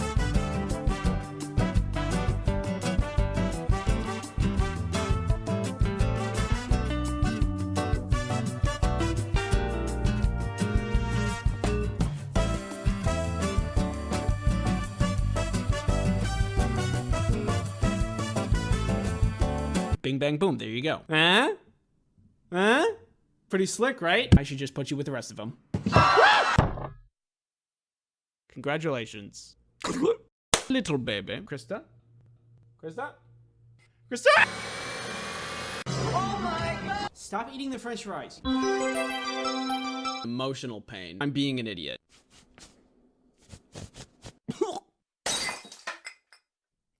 My stupidity is quantifiable. I got hit in the face with a shoe. Look, you see? Ow. What kind of horrible creatures are you harboring just above your very head? Hey. Fun, PP. Danger. I will appear in your room tonight. Goodbye. Catch! Run. Hi. No. Balls. Hi. Hit you and spank you. Is this safe? I go to see what it is. We can hang out, but I will not stop farting. Unstable. Well, what are you gonna do with that there, Brock? Give you a little kiss. No! I should just put you with the rest of them. I will appear in your room tonight. You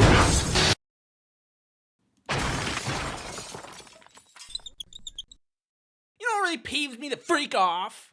Several things, like slime and ASMR videos and other things that I'll go over with you. Give me the napkin.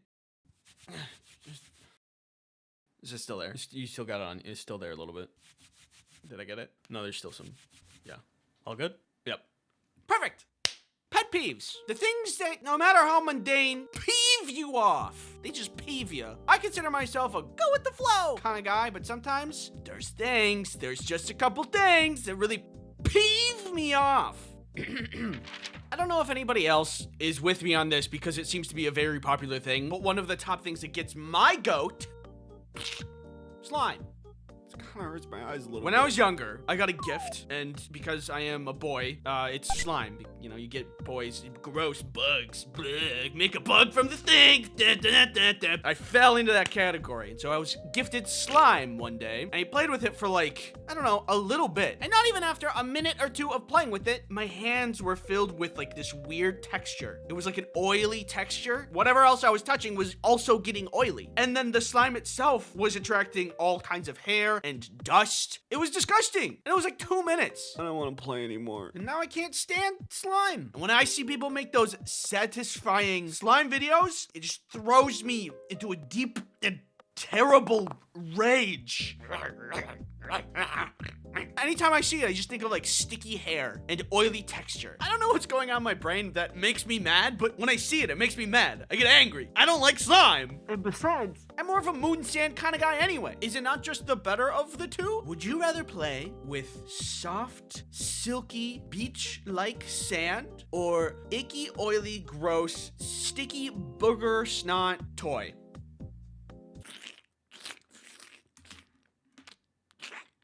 Something wrong with your kid. Anyway, moving on. I'm glad that we can all agree that I'm right. Next up is ASMR. I get it. There's some people that listen to it and they love it. The sound goes into their brain and it gives it a little tickle and it makes them feel good. I get that. But for some reason, it feels the opposite for me. Ow! Ow! Stop it! I think it's like a personal space thing. ASMR makes it feel like somebody's right up in my bubble. And I don't like that. I like my personal space. I like me a good amount of air between me and people. Don't touch me. If I'm on a plane and your legs are touching my legs, I won't say anything because I'm pretty non-confrontational, but I'll be upset about it. Next up on the list, a pet peeve I think everybody can agree on. This video is sponsored by NordVPN. Ew, why'd you do that? NordVPN is a virtual private network that keeps you safe online. Pretend for a moment that this fist is the internet. And you're pretty good there. But with NordVPN, you can protect yourself from malicious ads, nasty malware, and that ominous floating fist from earlier. Not to mention all those pesky trackers trying to collect your precious data. You can also install NordVPN on your phone, your tablet, Bob's phone, Bob.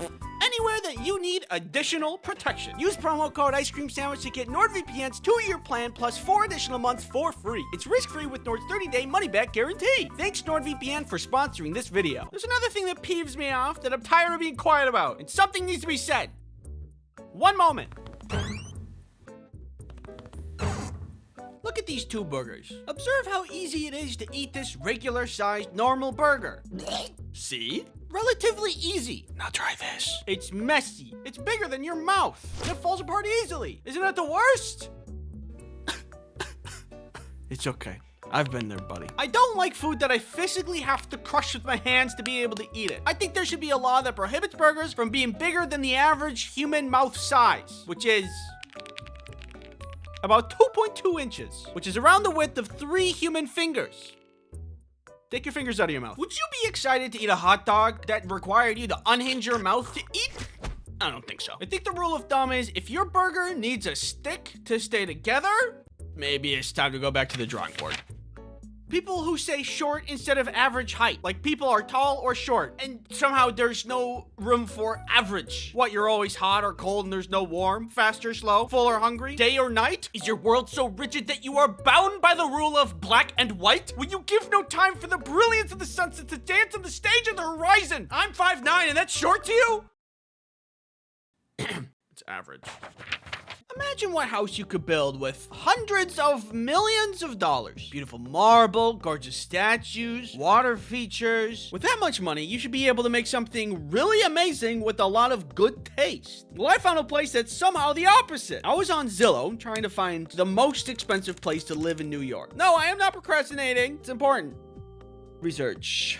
Anyway, I found this one. Look at how unfinished it looks. It looks bad. Can you guess how much this mansion costs? $125 million.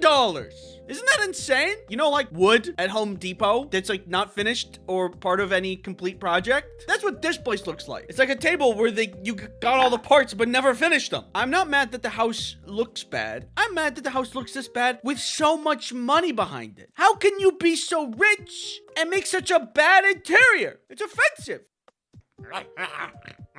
Let's put this into perspective. Rich people can buy crazy things like F1 fighter jets and racetracks and probably a scrying orb. But then they go and get this. It just doesn't add up. And it makes me pretty mad. Like, if you're gonna have a bad house, it should at least be cheap.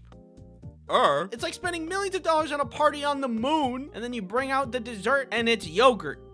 Just plain yogurt. Why ruin the $1 million party with yogurt? I can only assume whoever owns this house just wanted to feel something. They've experienced so much opulence and extravagance that this disgusting vile interior is the only thing that's made them feel anything in years. Next up, the Kraft mac and cheese boxes. Bring in Exhibit A. As you can see here, there is a nice perforated edge designed for the user to easily access the mac and cheese dust within. Perfect! It will make opening it so much easier, except it doesn't! And every time I want a bowl of mac, I end up just crushing the box, and I feel stupid. Okay, here I go.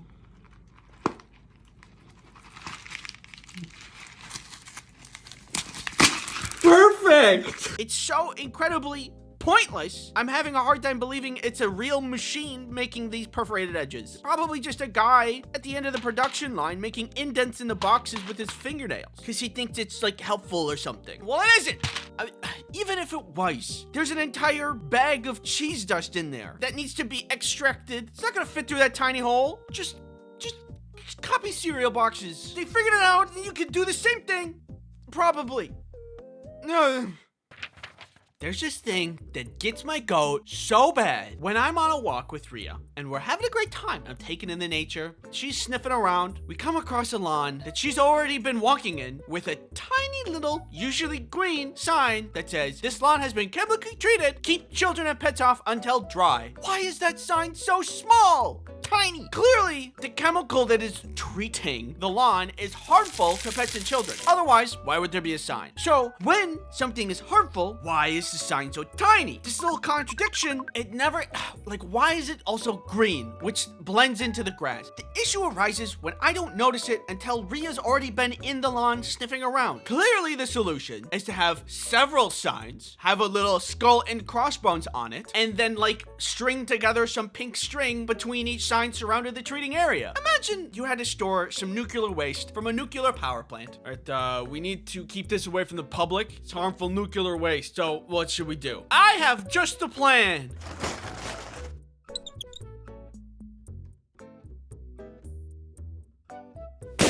It's perfect. If I were to give you a vial of poison and say drink it, would you? Probably not. But then, if I said, oh, don't worry, it's only enough to kill small children and pets, would you feel safe drinking it then? Probably not. I just hate those signs. Thanks for watching, and don't forget to subscribe. If you don't subscribe, it'll make me mad. And you won't like it when I'm mad. Now, little Timmy, you know better than to steal cookies from the cookie jar. You know, I never told you this, but if little children eat cookies before dinner time, they spoil their appetite. And bat wings will sprout from their eyeballs, and they will fly away into the sun where they will explode. Hot take of the day, I think lies, they're bad. If you lie to somebody, there stands a chance that you could really hurt them. Hey, buddy! Go over there. Don't worry, it's safe. Why would you do that? But sometimes kids can be unruly. And I'm not a parent, so I don't know what's considered good parenting and bad parenting. But sometimes as kids, to keep the peace, we were lied to. And I think about that sometimes. At least for the lies that I was told when I was a kid, I think it's mostly fair. But come here, I gotta show you something really quick. This video is sponsored by Opera Browser! Are you looking for a cool browser packed with features? Oh, wouldn't you know, Opera Browser is a browser that has features. Are you like me and have about 600 tabs open at any given time? No?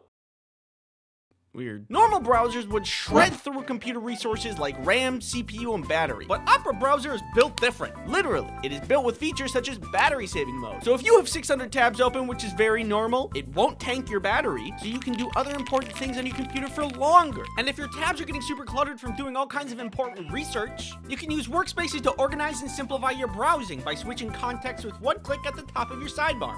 Wonderful! Now you can get back to gaming without needing to worry about your browser. Opera browser also allows you to customize your browser's experience with things like wallpapers and custom sounds. Thank you, Opera, for sponsoring this video. Normally, as stated before, lying bad, but I can empathize with parents if they need a little more order in the house. I look back on my childhood and remember how I was lied to from time to time, and I think, yeah, that was warranted. Like one time when I was a kid, I was told if I keep making that face, it will stick that way. I remember at the time I was harassing my mom while she was making us dinner. Mom. You gotta be careful, because if you keep making that face, it'll stick that way. I didn't believe this lie, but I should have. I am very gullible and believe most things. I would say 45% of my working memory, misinformation. But either way, in my opinion, this lie is fine. I admittedly was being a walking headache, and this lie, it really isn't that damaging. Unlike some other folklore tales, like little German boys being told not to put your fingers in pie or else you're gonna be taken away by a monster. Oh my goodness! A long time ago, there was a time where backlit things didn't exist, or were at least very rare, and if you were in a car on a road trip and wanted to read some spooky goosebumps, you would need an overhead light. I remember lots of times on road trips I wanted to play Pokemon on my Game Boy, but I didn't have any backlit stuff. As many kids my age, I too wanted to be a Pokemon master, obliterate every enemy I could with my team. Okay, I'm ready to battle. To do any of this, I needed light. A simple thing to come by these days, but at that time, I had none. There's this thing I used to have that was like just a little spiral light that would connect to the Game Boy and just be like a lamp, a literal lamp shown on the screen. Can't remember if I just didn't have it at the time or it broke, but either way, I needed the top light. So I turned it on, and then my dad turns it off. Apparently, as my dad put it, it was illegal. I remember thinking, of course I can't turn that on now. If I did, then we would get pulled over, and then my dad would be put in jail, and then I would have to drive, and we all know how that would go. I'm a Pokemon master, not a NASCAR driver. Come on. I didn't have a job, so how am I supposed to post bail? Sorry, Dad. My only option was to wait and to look out the window and pretend little guys running around and dodging all the stuff that we're driving past. How's he doing that? But, as you may expect, if you look at the law, there's nothing in here about inner car lights on at night being illegal. My dad only said this because it was simply hard to see at night. Which is honestly fair. Even though I was fighting the biggest criminal organization in the history of mankind, Pokemon. I do know now it's harder to see when the inner lights are on. I didn't understand at the time how important visibility was. However, I would learn how very vital it is years later while I attempted to get my own license. Do you need sunglasses? No, I'm fine. Now I understand. Kids tend to pee in pools. It's just the way things are. I don't make the rules. This can become a problem when you try to teach a bunch of them how to swim. So when I was in swimming class, before we started at all, our swimming instructor told us, if you pee in the pool, it'll react with a chemical in the pool and turn it red. And so everyone will know that you peed in the pool and that you're a pool peer. Hey, this guy pees in pools. You give me that. Give me the pool noodle. Bad. And up to that point, I had been peeing in the pool. Used to be so vile. I'm sorry to admit that, but as a kid, I was just like, well, a fish can do it. Oh, dude! Ew! Come on, man! My kid's in this lake! It's very selfish to be in the pool. You ruin the pool for everyone. It's like everybody's having a soup, and everybody's really excited to eat the soup, and then you throw a bunch of spice in the soup, and you're just like, oh no, that's just for me, don't worry. Just gonna mix that up a little bit. Now looking back, I'm glad that I was lied to, because I stopped peeing in pools right away. Who knew lies could be so effective? On an unrelated note, did you know not subscribing to this channel in 24 hours gives you scurvy? Just saying. Okay, so when I was recording this earlier, I was gonna say a thing about how lifesavers are a candy that helps prevent kids from choking because of the little hole in the center. But did you know that's also a myth? I was told that the inventor designed the candy like that because his kid choked on candy, and he didn't want other kids to befall the same fate. And that's also why it's called Lifesavers, because it's saving lives. Turns out that's wrong. He just wanted to make a candy that looked like Lifesaver buoys. That's it. It's just kind of disappointing. Why not make candy of something cool? Like meat. They say that cracking your knuckles ruins your hands. But I've been cracking my knuckles for years, and look at how they turned out. Does this look broken or mangled to you? Take a close look. Your skin is really soft. Could you stop? I was always so worried about cracking my knuckles because I would often hear people say, you're gonna get arthritis if you keep doing that. I don't want arthritis. I need my hands. But unfortunately, it became a habit, so I did it a ton. Then I started to crack my ankles, my elbows, my back, my sternum somehow, my neck. It was getting out of control. So I was worried about the future of my hands. But as I was worrying, research was being conducted about the correlation between arthritis and cracking your fingers. And they found no correlation, which means I don't have to better myself nor my bad habits. Yay! I think what was really going on here is maybe parents thought it was really nasty whenever their kids cracked their knuckles, which is fair. It's pretty gross. And then just told them they need to stop because of health reasons. But also, if you think about it, it just kind of makes sense. It doesn't seem like a healthy thing to do. Maybe one day my fingers will just fall off. Only time will tell. Anyway, lies are bad, but when I look back on it, maybe not all lies were bad. And maybe it was just people trying to guide me along a better path in life, which is kind of sweet. Thanks for watching, and don't forget to lie to everyone. Okay, bye!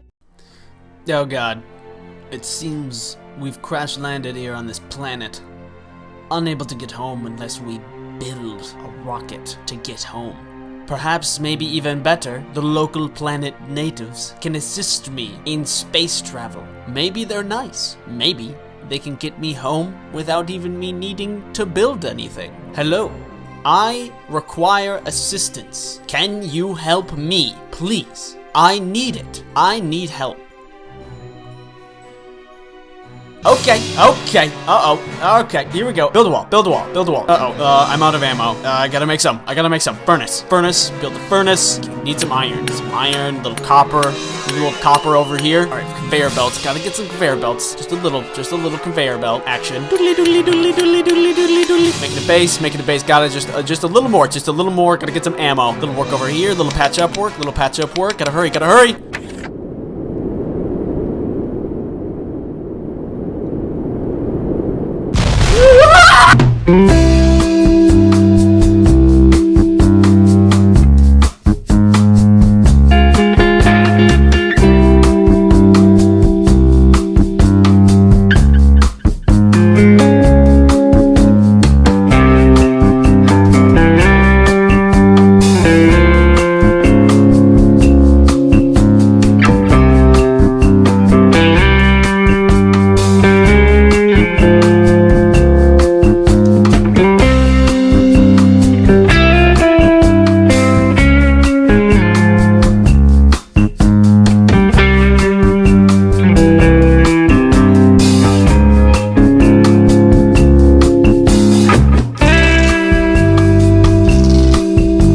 My channel and thought, this guy's kind of weird. Oh, jeez. Sometimes referred to as astrology for guys, the Myers-Briggs personality test categorizes you into one of 16 categories in the flavor of United States tax form. From that, you can determine your personality traits. And I recently took one. The questions were revealing, I think. You regularly make new friends. People are social creatures. Everyone likes finding somebody that they can call a friend. Someone you can call up and say, hey, do you want to see how many red vines we can eat in a minute? And then be there for you to get you an ambulance. If I find somebody that I'm making friends with, I'm happy. However, I am very introverted. But I'm an animation YouTuber, so I don't think anybody's surprised by that. Socializing will drain me a lot faster than most things, so it's just not something I seek out. Hi. I just have the friends that I have, and sometimes new friends happen. You spend a lot of your free time exploring various random topics that pique your interest. Just the other day, I learned that ticks don't freeze in the winter because they produce kind of an antifreeze chemical, and also Lyme's disease feeds off of that chemical, and that's insane. I've been watching a lot of content vicariously through Moist Critical lately, and it'll often send me down a rabbit hole of like Wikipedia searches and other YouTube videos that I didn't need to know, but I find very entertaining. There's always something to learn on the internet, and the internet never says no.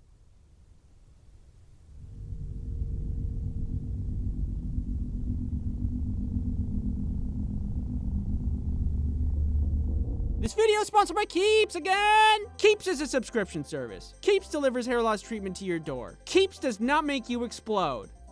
That was unrelated. Are you in need of hair chemical? Well, consider Keeps. Keeps is a hair treatment service that has doctor-recommended plans that are delivered straight to your door at about half the cost of a traditional pharmacy. Also, Keeps has an assortment of hair products, which includes an all-natural and award-winning thickening shampoo and conditioner system for strong and robust hair. Keeps has a network of medical advisors, prescribers, and specialists who can support you for whatever help you need for your hair treatment goals. Hello, Keeps? Do you guys have any extra hair? I'm collecting. So what do you mean when you say, stop calling? Hair loss stops with Keeps. To get 50% off on your first order, go to keeps.com/ice cream sandwich or click on the link in the description. That's keeps.com/ice cream sandwich. Keeps. It's a product.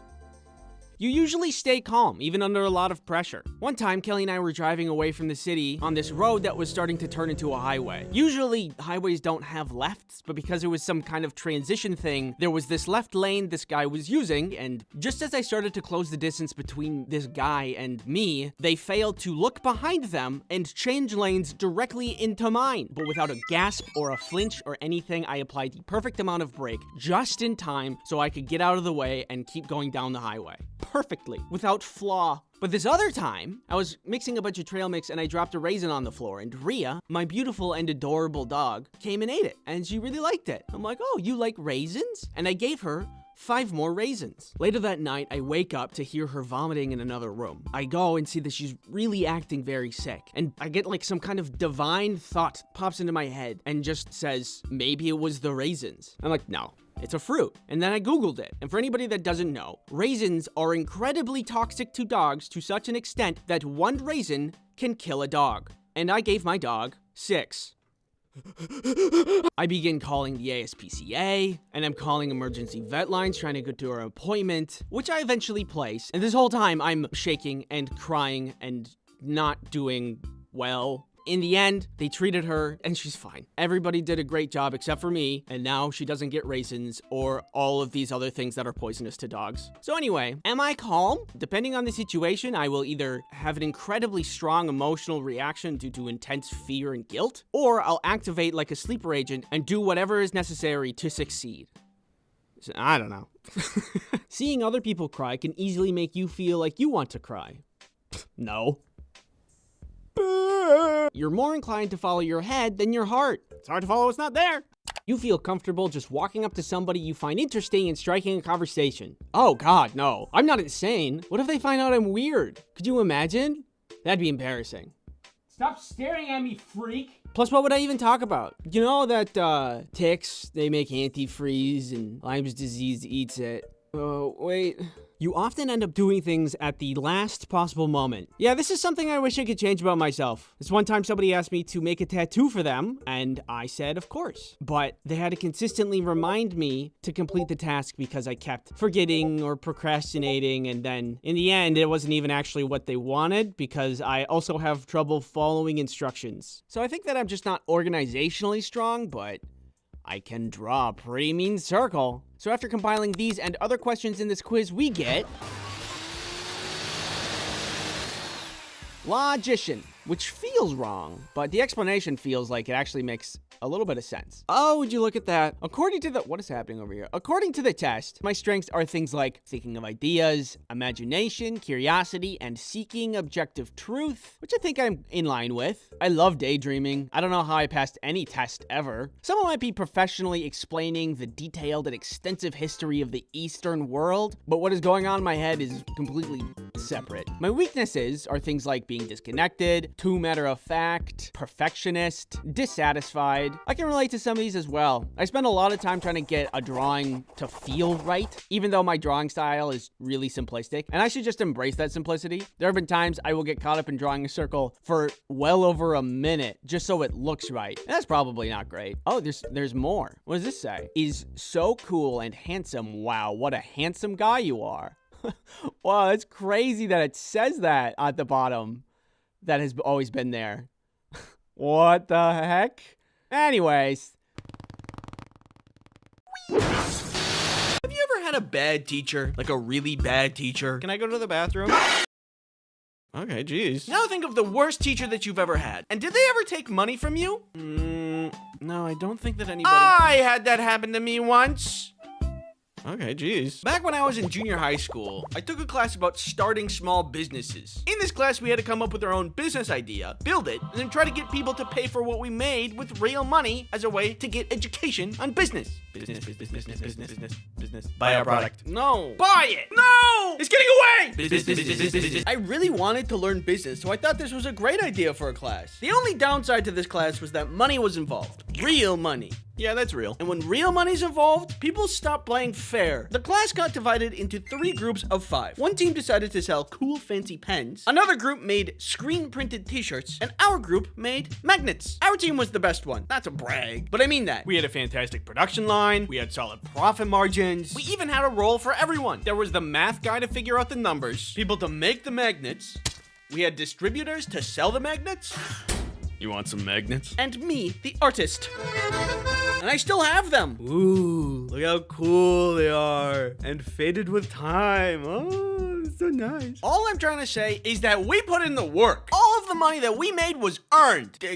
After the whole class was done, we had made $150 total in profit, which was the most money in the class. Better than the pens, better than the t-shirts. We were really proud of ourselves. So this business class was located in the wood shop directly across the hallway from a different shop class. Why is this important for me to bring up? Great question that I pretended you asked. That classroom had a bunch of equipment and stuff in it that allowed us to make the products for the business class. And somehow, I don't know how this happened, the teacher from that other shop class heard about the money that we had made. We were called into her classroom and she asked what we made for our business. Magnets? Did you use the equipment from this room? Yeah, our teacher said that we could use school equipment to make our business. Well, actually, there's a school fee for using school resources. And since you guys used school resources, you'll have to pay the fee. And then she charged us money. She wasn't even our teacher, and she made us cough up an additional $50 of our hard-earned money just because of a made-up rule. I can make up rules too. There's a 200% fine for being a jerk to me. You know how in art class you have to pay like $75 for the paint and the canvas or whatever? That was the excuse to take the money. The thing is, we did use tools from her shop room, but you know what tools that we used to make the magnets? A paper cutter. Squeak, squeak. Is that worth $50, do you think? You tell me. We couldn't do anything about it because she was a teacher, and all we were just a bunch of lowly students with no power and a bunch of cool magnets. In the end, we walked away with about $20 per person. $20 isn't nothing. It's like a Chipotle. One Chipotle. I'm happy with the money that we earned, but she totally lied and pocketed that money. You know, this gives me a great business idea. Step 1, become a teacher. Step 2. So yeah, that was not a good teacher. But what can you do? You can eat your feelings. Can I have some? No. Go get your own. The worst part is, despite the class, I'm still bad at business. Before the next bad teacher story, I have good news. Very good news. The ice cream sandwich plush is back and he's bigger than ever. Literally. This time around, he's bigger and fluffier, and he's even passed the bar exam. Battery is legally defined as when the victim is aware of the oncoming attacker. It sure is, buddy. It's an amazing pillow. It's an amazing snuggle buddy. It can even do this. Go to this website to pre-order now. Pre-orders will be up for a while, but once we move into production, they're gonna be closed. So if you want it, I'd go get it now. More details on production and shipping are on the website. Be sure to get yours today. Thank you, me, for sponsoring this video. You're welcome. This other time in junior high school, me and my friend Lance were sitting together at lunch. While we were hanging out, we just were messing with each other, which is a thing friends do. That's normal. We were just having fun. But then a teacher looked over and saw me holding Lance's Gatorade. From her perspective, she probably thought out that I was being a real bully, and she decided it was a good idea to intervene. That's not a bad thing, by the way. It's just the way that she went about it was, well, I have notes. But you are thirsty. But you want a quenching, delicious drink. If you don't want this fork to go into your neck, you give that back to him right now. Yeah, okay. And then she walked away! I do not think that is proper conflict resolution. A lot of things go through my mind. Like, was she just messing around also? But people normally just mess with people that they know. Who are you? I've never talked to her before in my life, and first impressions matter, one would think. And if it were a joke, she would probably say, haha, just kidding. But she didn't. That's a weird way to deliver a joke. Why did the chicken cross the road? I don't know why. Hello? Why? Plus, there's some jokes that can't just be ended with just kidding, and it makes everybody laugh. Sometimes a bit can go too far. Just kidding. But hello? That interaction was the worst. I hated that. All I wanted was to not ever interact with her again. Because, you know, pretty rough first impression. But then she called a meeting with me. I imagine she must have been nervous that I would go tell on her to another teacher, and then she would get in trouble. I go down to the main office to meet with her. She's in this big meeting room at a very large oval table with a lot of seats, and it's just her and just me. And she's like, hey, Andy, you know about lunch the other day where I told you to stop messing around? You know I was just kidding, right? Yeah. This was clearly an intimidation tactic. But what was I gonna do? Sue her? All right, that's it. I'm suing. But legal services aren't cheap, so... You wanna buy a magnet? I'm not saying I'm the best at conflict resolution myself, but I think a better opener in a situation like that is everything okay? Instead of threatening someone with a fork. But what do I know? I'm just a guy with 3 weird hair things. Chipotle? Plus, this is junior high school. What we were doing was tame compared to stuff the other students would do. If we're gonna violently punish students, let's tone it down from fork to maybe pool noodle would be more acceptable. You know how when you're young, you look to adults like they know all that is right and wrong? And if you needed help or justice, you could go to them in a time of need? Teacher! Billy keeps hitting me and taking my pencil. And also he tripped me and he stole all of my stuff from my backpack. And also he sawed me in half. Well, way back in 1st grade, I had this friend named Cody. I thought he was pretty cool. He thought I was pretty cool. So he gave me one of his toys. Communication at that age is pretty primitive, but you get the gist of what's going on. It was one of those puff air toys where you push buttons to push air through the water and try to get the rings on the stems. We're definitely going to regionals this year. Foolishly, I had brought it to school with me because I cherished it, God forbid, and I wanted to play it at school. I was playing with it in class once though, and that's on me. I should have been focusing more on my education. That was coloring in the fire truck. So, my bad. The teacher noticed me playing it and was like, no, we are doing coloring now, and took it away from me. Fine, I did need to focus. I can't become the president of the United States if I don't cover the basics first. I'm going to make the wheels green. The problem was that she just wouldn't give it back. This was a long time ago, so I can't remember her reasoning, but I do remember that she just never gave it back to me. And because the toy was gone, it upset Cody and ultimately hurt our friendship. This betrayal from my teacher didn't compute with me. In my mind, I knew stealing bad, teacher's supposed to help, teacher took something of mine and made me worse off. None of that stuff mixed in my brain. This tastes like toilet water and ketchup. What's a little weird is that I remember that experience. I don't remember a lot of 1st grade, but I remember that toy and when a teacher took it away from me. When a teacher is good to you, you'll remember that forever. Unfortunately, when a teacher is bad to you, you'll also remember that forever. And you'll brood in your window at night recounting their sins. Some people do that. I don't do that. You okay, man? I could have gone to regionals. Anyway, recently I went to California, and while I was there, I hung out with Rushlight Invader, who I found has a bad teacher story, which I decided he should share. All right, so one time I had a bad teacher, and I hated her, and I had this one teacher who I look up to.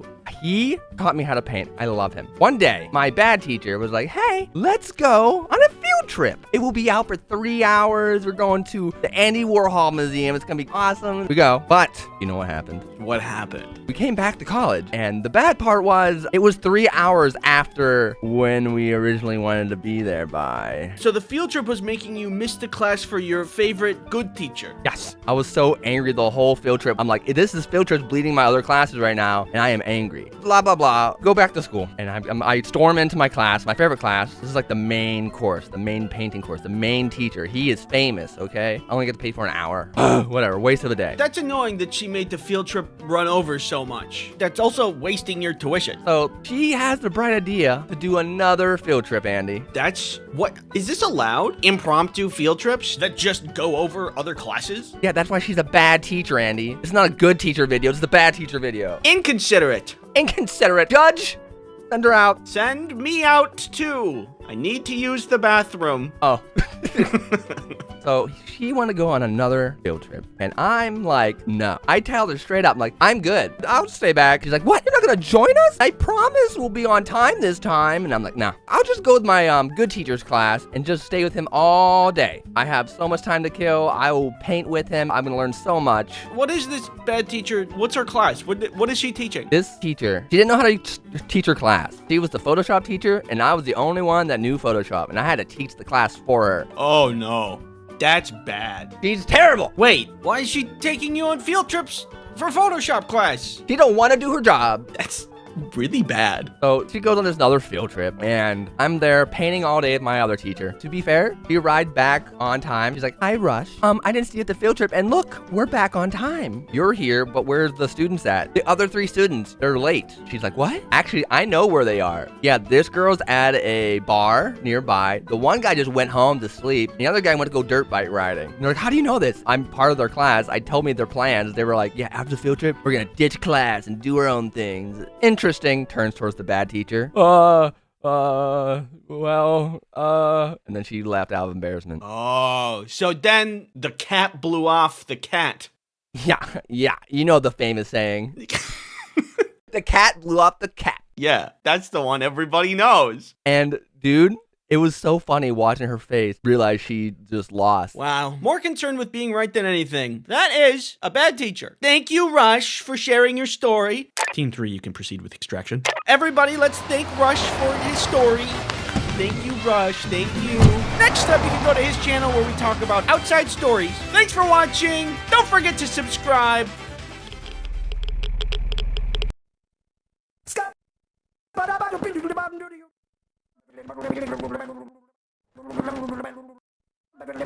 I'm online looking at the rate of bone fractures in the United States, and it says here on this very fancy website that approximately 6.8 million Americans break a bone each year. Considering the population of the United States is about 300 million, that gives us about roughly 2 out of every 10 Americans break their bones annually. And that means that 8 out of every 10 Americans don't break their bones annually. And I have never broken my bone. So that means, by the law of transitivity, I am 8 out of every 10 Americans. Millions of people in the United States alone are breaking their bones and having to deal with unimaginable pain. And I consider myself really lucky to have never had to go through that pain. That terrible, just horrible, terrible pain. But I have hurt myself. Not on purpose, but just because I'm being an idiot. Or because I'm near an idiot. That idiot is also usually me. I've stubbed toes, I got hit in the face with a shoe, fallen off of a skateboard, fallen downstairs. I've fallen down the stairs more than I'd like to admit. One time with an entire plate of spaghetti. But that was more of an emotional pain than a physical one. So, I've never broken a bone, but the worst pain I've had to deal with was in college on an inflatable obstacle course. I was spending the better part of an absolutely gorgeous day inside when I hear fun coming from outside my window. I go to see what it is, and I see all of these inflatable bouncy castles and obstacle courses outside on the mall, which is like the main area of the school. Near the end of the year, when finals happen, the school rents out this third-party entertainment company to blow up all of these obstacle courses and games for the students to play on so they can unwind for finals, which makes sense, and it's really nice. And it's a lot better than some half-hearted email about how not to let finals get to your head. This was, instead, a really nice thing for for the school to do. It was actually really nice. They had bouncy castles, an obstacle course, and they had one that you had to do like this.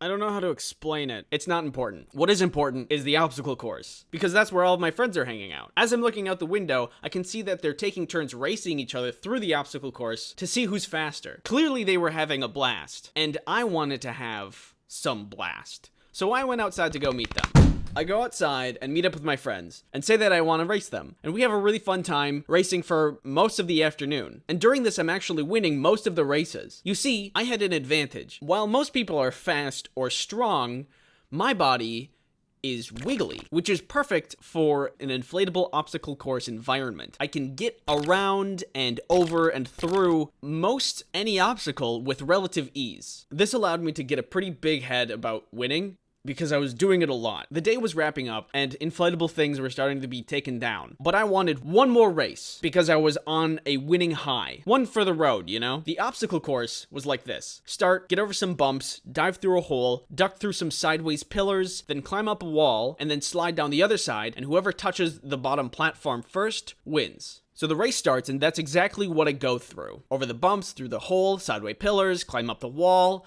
and at this point, I'm pretty far ahead of my roommate. With the extra time I've gained, I decided I was going to be flashy. So I prop myself up, and instead of sliding down, I...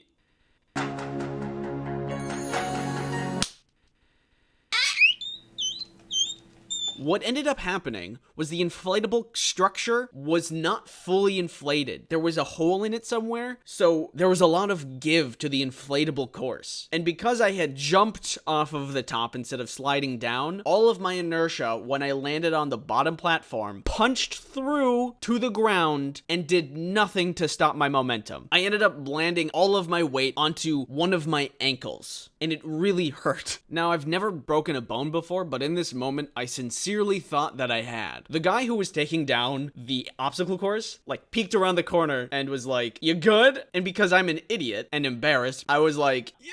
And he was like, "Cool," and then left. I was absolutely writhing in pain, though. My friends had to drag me aside and lay me down because I couldn't stand up on my own. Thankfully, I have really good and loving friends, and one of them was actually a practicing nurse. So she went and grabbed a kit of a nurse thing and looked at my foot and told me to go to the doctor. I agreed, but because I couldn't exactly stand right yet, we decided to wait for the crippling pain to subside a little bit before we left. So to pass the time, my good and loving friends made jokes at my expense. Eventually, we do end up getting to the doctor, and the doctor explains that we should probably x-ray it just to make sure that there's no hairline fractures or something like that. To which I agree, so we go and get my foot x-rayed.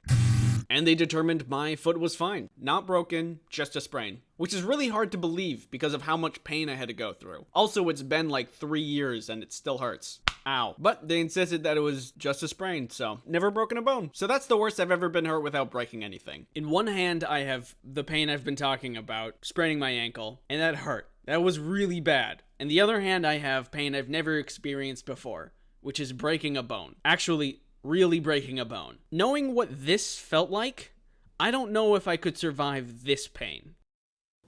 But there's only one way to find out. Thanks for watching this video. Before I go, a couple things. When I was editing this, my cousin discovered an old home video of all of us playing on a slide as kids. Just really quick, let's check it out. This is me. Look at those big old peepers. What is wrong with me? This was a deep-seated problem from childhood. I can't operate slides, I guess. Just get up on the top and... I'm not known for my intelligence. Moneymaker's up here. One more thing before I go. Dingo made a video a while ago with me in it, and I talk about another time I was hurt. You should check it out. The video is here. Also, while you're over there, subscribe to her channel. She's great. Yeah. You can also subscribe to my channel, and if you do, in the next 10 minutes... I will eat this entire other subscriber. I don't know if you can tell from my voice right now, but I'm pretty sick. A vile harbinger of disease. Don't worry, it's not COVID. Everything's fine, but if you want to make me feel better, the only thing that'll make me feel better is to smash that subscribe. Being sick has made me think about a lot of things, like what it's like to breathe. I remember when being sick used to be awesome. You would get sick, go to the nurse's office, parents will pick you up, your mom will make you soup, and you get to watch cartoons or something for the rest of the day. Now, at least for me, getting sick is like, well, I have to work and be sick. Who set up this is a scam. The world should not be this way. There should be a service that's like, when you're sick, somebody comes over and they make you soup and they tuck you in and give you a little kiss on the head and they put on a movie and they say, "You cozy?" You go, "Yeah, I'm cozy." Anyway, the worst time that I've ever gotten sick was probably appendicitis. I already made a video about that though. So the other more recent bad time that I got sick was about a year ago now, when I was starting to feel very tingly in my appendages. And I'm like, that's probably the worst thing possible. Let's Google everything. It's the worst thing possible.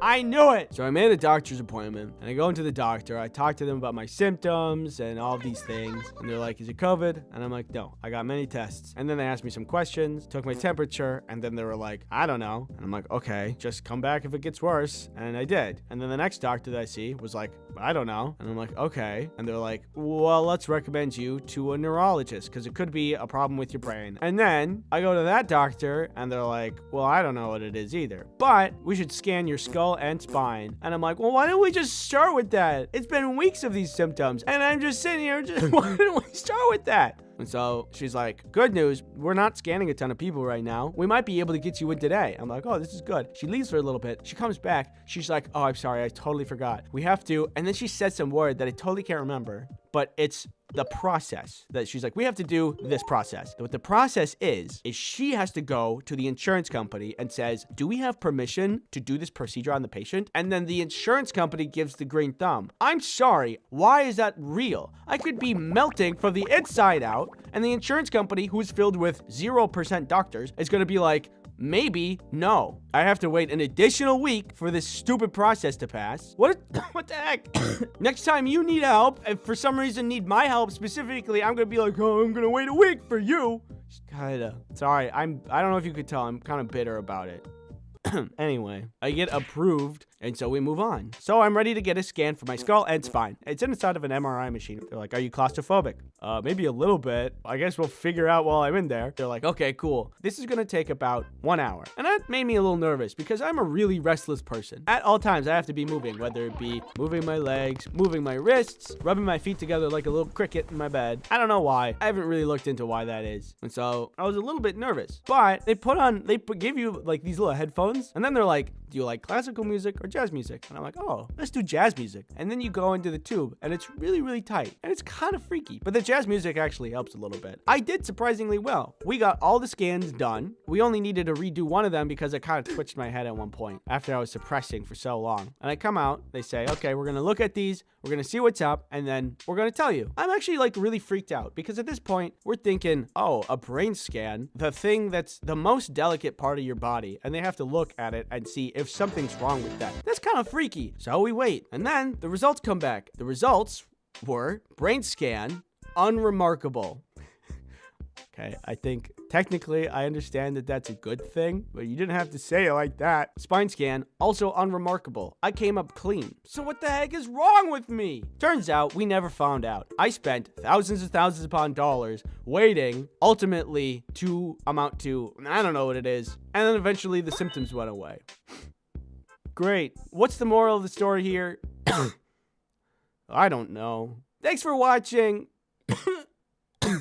I don't like guts or gore, which has made me very opposed to dissecting animals, specifically in science class. I had a junior high school science class where we just had to learn science stuff, which is generally how junior high school science classes go. One of these classes, we had to dissect a frog and learn what's inside. Very gross. I don't like that. So everybody was getting ready to do frog science. Lots of groups, lots of dead frogs, and me, who really did not want to cut open a frog, let alone any animal. And because I didn't really want to cut anything open, when I was going to join my group, I was doing it very slowly and lazily. I did some stretches to buy me a bunch of time before the inevitable of frog gutting. But then my teacher looks over at me and notices me standing like this.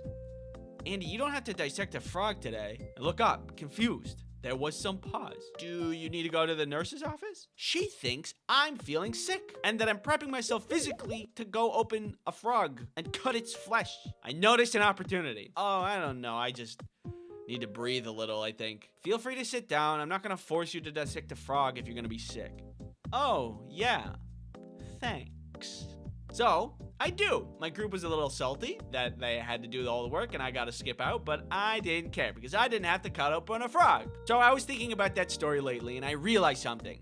That affected me 0% in life. I am no different as a person because I didn't cut open a frog. You want to know what's inside a frog? Guts. I don't need to cut open a frog to know what's inside. Do not misunderstand me. Education is very important, but does anybody else feel like the pursuit of good letter sometimes misses the point of going to school? Like, looking back at school, I think there's a ton of things that could be changed. First of all, bring back recess. We need more breaks. Why do we have to work all the time? I want to sleep. And for teachers too, we're all working too much. We have so much technology now that could help the teaching process. And with the saved time, we could just chill, let the information digest a little, you know? And like, just get rid of the frog dissecting stuff and like some other things, except for that one time where my science teacher came in with a bunch of potassium and put it inside a bucket of water and didn't tell us what was about to happen. Keep that class. But the other classes, like the frog dissecting, I don't want that. This is biased. But I think that recess would be a better option, where we could do, I don't know, something fun. There was also this money class in junior high school where we had to start a business. But I must ask first, do you know how to protect yourself from this? Yeah! Clearly not. But do you know how to protect yourself online? Let me tell you about NordVPN. NordVPN is a virtual private network service that helps you protect yourself online. That was because you didn't use NordVPN. That's on you. NordVPN can help you stop that intrusive tracking. This boomerang represents NordVPN. You have to give it a second. NordVPN also helps you block malware so you can protect your computer. NordVPN saved my marriage. You can use NordVPN on multiple devices to help protect your loved ones as well. Use promo code Ice Cream Sandwich to get NordVPN's 2-year plan plus 4 extra months free. It's risk-free with Nord's 30-day money-back guarantee. Thank you, NordVPN, for sponsoring this video. I had a class once where the class was split into 3 separate groups and tasked with making something to sell. And it was actually super fun. One group decided on making t-shirts, another group decided on making special pens with a bunch of frillies on it, and our group decided to make magnets. We had some people to promote and sell, some people manufacture the magnets, and I designed and doodled the magnets. They're really old now, but this is what they look like. We were tasked with calculating costs, and we had to aim to make a profit on our product. The t-shirt team did the worst. The pens did second best, and we did the best. We made somewhere north of like $100. But for some reason, there was a teacher from a different shop class that thought she could just take our money. You guys used school equipment for making this product, so you have to pay me for the materials, which was really unfair because we invested in the magnet paper, the printing, and everything, except for using a slice cutter machine in school. That was the only thing we used. But she ended up taking like 50 of our dollars. If we were told we needed to pay fees before the class started, that would have been like whatever. But she made up that rule out of thin air. I don't think she even took money from anybody else either. I'm pretty sure we got robbed by a teacher. Either way, other than that part, it was a super fun class that had real world application and I found to be very useful. Most of the class was figure it out yourself kind of style, so I think it could be a little bit better, like teach us how to make a budget or here's how you don't get robbed. But at the end of the day, still thumbs up class, and I think that we should look into doing that more for other people. What is one thing that we deal with daily but are not educated about in the slightest? One time I was watching a video about a story, and this guy was talking about a lady that was fighting at the store. He was in line to get some groceries, just a normal thing, and she budged him out of thin air, like an adult did that. He said, "Hey, please don't budge me," and she says, "Oh, I've always been here," as if he doesn't have eyes. And then when confronted by multiple people, she yelled at them and said that she was the victim of being bullied. And it made me so mad. Like, how could you even think that you're going to trick people, and if you're going to play the victim, everybody saw you? I thought about it for like an hour out of my day. Later, I was watching more videos, and I saw a bunch that were like catching ghost footage on camera, and it was obviously fake. Who believes this kind of stuff? It's a good thing I'm not gullible and have critical thinking skills. Hey everybody, remember that story the other day about budging? I lied. I wanted to see how many people believed me if I lied on the internet, and wow, it was a lot of you. First of all, don't lie on the internet. It is bad and I'm easily fooled. I think maybe if there was a class on media literacy, especially since the thing we're doing the most is consuming media, I think that'd be a pretty good class. Maybe I'm saying that because I'm just really embarrassed that I got tricked. Or, here's an idea. What if instead of any class, there were no classes? And like, students could just pick something to study, and then all the teachers would be mentors for the students and give them direction and resources to learn what they need to learn to achieve what they want. Like inventing a machine or learning about bacteria. We'd probably have weekly articles where some student invents something that changes the world. 17-year-old invents easy and cheap test for common disease. 15-year-old makes popular mobile game with power of thought. 16-year-old makes ominous fear that knows your thoughts and can tell you the future.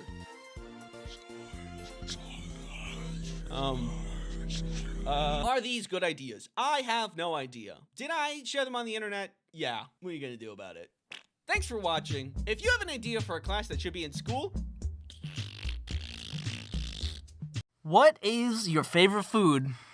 Pizza. And let me explain why. Pizza is great. Pizza's for everybody. All right? Let's think of a situation where everybody's at a party that all of your friends are at. Some of your friends are at. There's some friends. And everybody, okay, so everybody's hungry and you guys need to figure out something to eat. Okay? But you don't want to make a bunch of stuff so we all have to have the same thing, a similar meal that we can all share. What do? I bet you can guess, but hold on. Let's just run through it really quick. You guys want sushi? No, I don't really like seafood. Do you guys want chicken? I'm a vegetarian, so I can't eat that. What are we gonna get? Hey, let's get a pizza. Yes! Yeah! Woo! Then when you get the pizza, you can divide it up into different types. Fish pizza for the sushi guy. Meat lovers pizza for the chicken guy. Veggie and or cheese for the vegetarians. And pineapple for the weird one. I'd be the weird one. I love pineapple. It's good, sue me, whatever. Pizza's also super easy to make. Check it out. Bam, pizza dough. Bam, sauce. Bam, toppings. Bam, loving and kind words. I love you, pizza. You can do anything you can set your mind to. I love you. And then you cook it, and it's done. So fresh, so good. Think of it like music. I haven't met a single person who doesn't listen to music. Everybody loves music. They have their own style and their own flavor, but they love music. Similar to pizza. They have their own style or flavor, but I haven't met anybody that doesn't love pizza. This could be, attributed to the fact that I sit in a dark and enclosed off room for 99% of my time, but still, unless you're allergic to pizza, what's not to love? You know pizza stopped World War III once, right? I'm sick of Australia. Why are you sick of Australia? I'm gonna bomb it. I hate it. It's so... The kangaroos there are so gross. Kind of surprised you have the power to, bomb Australia. Kangaroos, their pouch, not fuzzy, not comfortable. It's actually, gross inside of the pouch. I don't like it. I'm gonna bomb it. Here we go. That's probably gonna start, the Third World War, and that's not a very good idea. I don't care what you think. I'm gonna bomb it anyway. I hate kangaroos, and I think the whole country should be blown up because the kangaroos' pouches are really gross. Hey, who wants pizza? Oh, I want pizza. Yeah, oh, sweet, pizza. Thank you so much for the pizza. Yeah, thank you for the pizza. Yeah, no problem. I love you guys. As a side note, pizza is good hot or cold. Not everybody agrees with it, but there's enough, Venn diagram for it to be true. Pizza is good, hot and cold is true here inside of this Venn diagram intersection. One time pizza saved my friend's prom dilemma. I don't have a date for the prom. I'm so sad that I don't have this date for the prom. Hey, who wants pizza? Oh my God, yes. Yes, I do. And then the date was beautiful and they had a great night. Thanks, pizza. Pizza's also just really versatile. It can be anything. It can be savory. It can be sweet. You got pizza bites, pizza bagels, pizza bowls, pizza vodka. Don't knock it till you try it. I know you haven't tried it because it doesn't exist. I'd try it, though. Maybe a sip. Who knows? Might be good. Kind of like cake vodka. That exists, and it actually tastes like cake. Who'd have thunk? Seriously, who would have thought of that? Pizza also saved me from getting mugged once. Give me all your money. I don't have any money. I don't have any money on me. I can see your wallet. It's in your front pocket. Nope, I'm not giving it to you. Give me the money. I'm gonna stab you. No, I'm not gonna do it. Here we go. I'm gonna stab you. No, don't stab me. I'm gonna stab you. No, don't stab me. I'm gonna stab you. Hey, who wants sushi? Not me. Thank you though. Who wants pizza? Oh yeah, I want pizza. Oh yeah, pizza. Yeah, I'd have a slice. Thank you. Thank you for the pizza. Yeah, thanks for the pizza. Brought me back to life. Yeah, it's actually pretty amazing. I didn't even think that was really possible. Me either. Pizza's great. I agree. We all agree that pizza's great. So I guess you can see all of the reasons why pizza's just so great. Nothing can beat it. I have extra pizza stuff, by the way. So if you guys have any ideas for pizzas, let me know. I'm thinking like macaroni and hot dog bit pizza. You know? Because macaroni and hot dog bits, that's pretty good. And pizza's pretty good. So if we just kind of put them together, I don't know. Let me know if you have any ideas. I'll check it out. Thanks for watching. Bye-bye.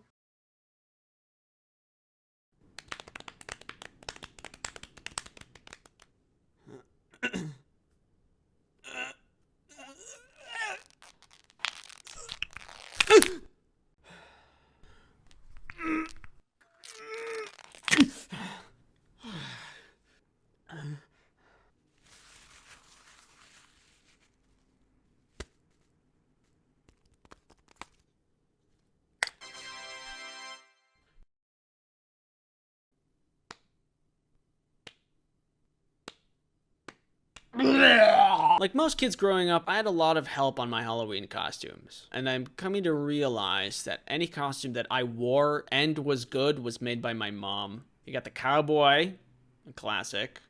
Clown, another classic. An eldritch blood god from a different dimension named Daniel. Another classic. But also, like most kids growing up, the time came when I wanted to make my own costume. I felt like it was my turn to take the wheel, and I wanted to build my costume, top to bottom. I wanted to earn my trick-or-treating candy. So naturally, I dressed up as a cardboard box. There were a lot of Halloweens that I took part in, and there were a lot of doors that I trick-or-treated at. And through all of those years, I think that my box costume takes the cake for worst costume. Like ever. That's a real thing I did. I found a box, I put it on, and I thought I was a genius. I think I was trying to be funny, but there was zero effort in that costume. Nothing witty done. No references to anything. Oh, what are you? I'm a box. Oh, like Minecraft? Nope, just a box. Candy, please. Do you think that this kind of costume deserves candy? I mean, you are legally required to give me candy. Candy, please. He's right, Jennifer. Give him the candy.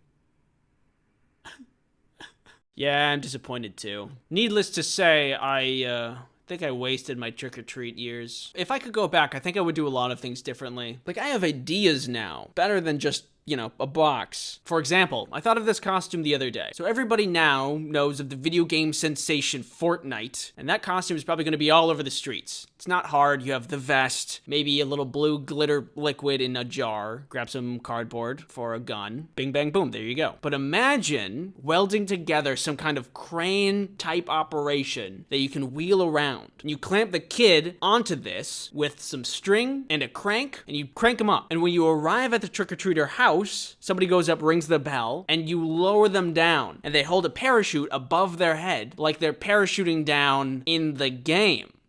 Huh? Pretty slick, right? Like stuff like that I would like to do. That would be crazy impressive. Like if you came to my place in that as a costume, I would just give you the rest of the candy that I have. Sorry, I just gave all my candy to that other kid. Do you see his costume? Anyway. Do you guys want this empty bowl? I suppose I still have opportunities to dress up all fancy. Like I still go to Halloween parties. I don't know. It also feels like a lot of work, so maybe I'll just dress up as a box or something. I'm so lazy with Halloween. My whole life, my mom made all of the good costumes and also the decorations. The spookiest thing that I have around here is this half-dead plant. I should really water that. Yeah, I have to step in my game, I think. For the sake of all things spooky, in the name of all the costumes made for me, and to make up for all the costumes that I made, I need to properly celebrate Halloween. I need to save Halloween. And I know exactly how I'm gonna do it.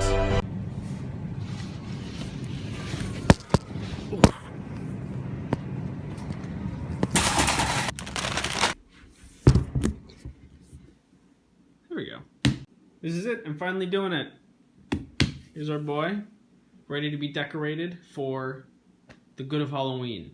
I've seen this done a million times before, so I think that I know what I'm doing, and we can get started right away.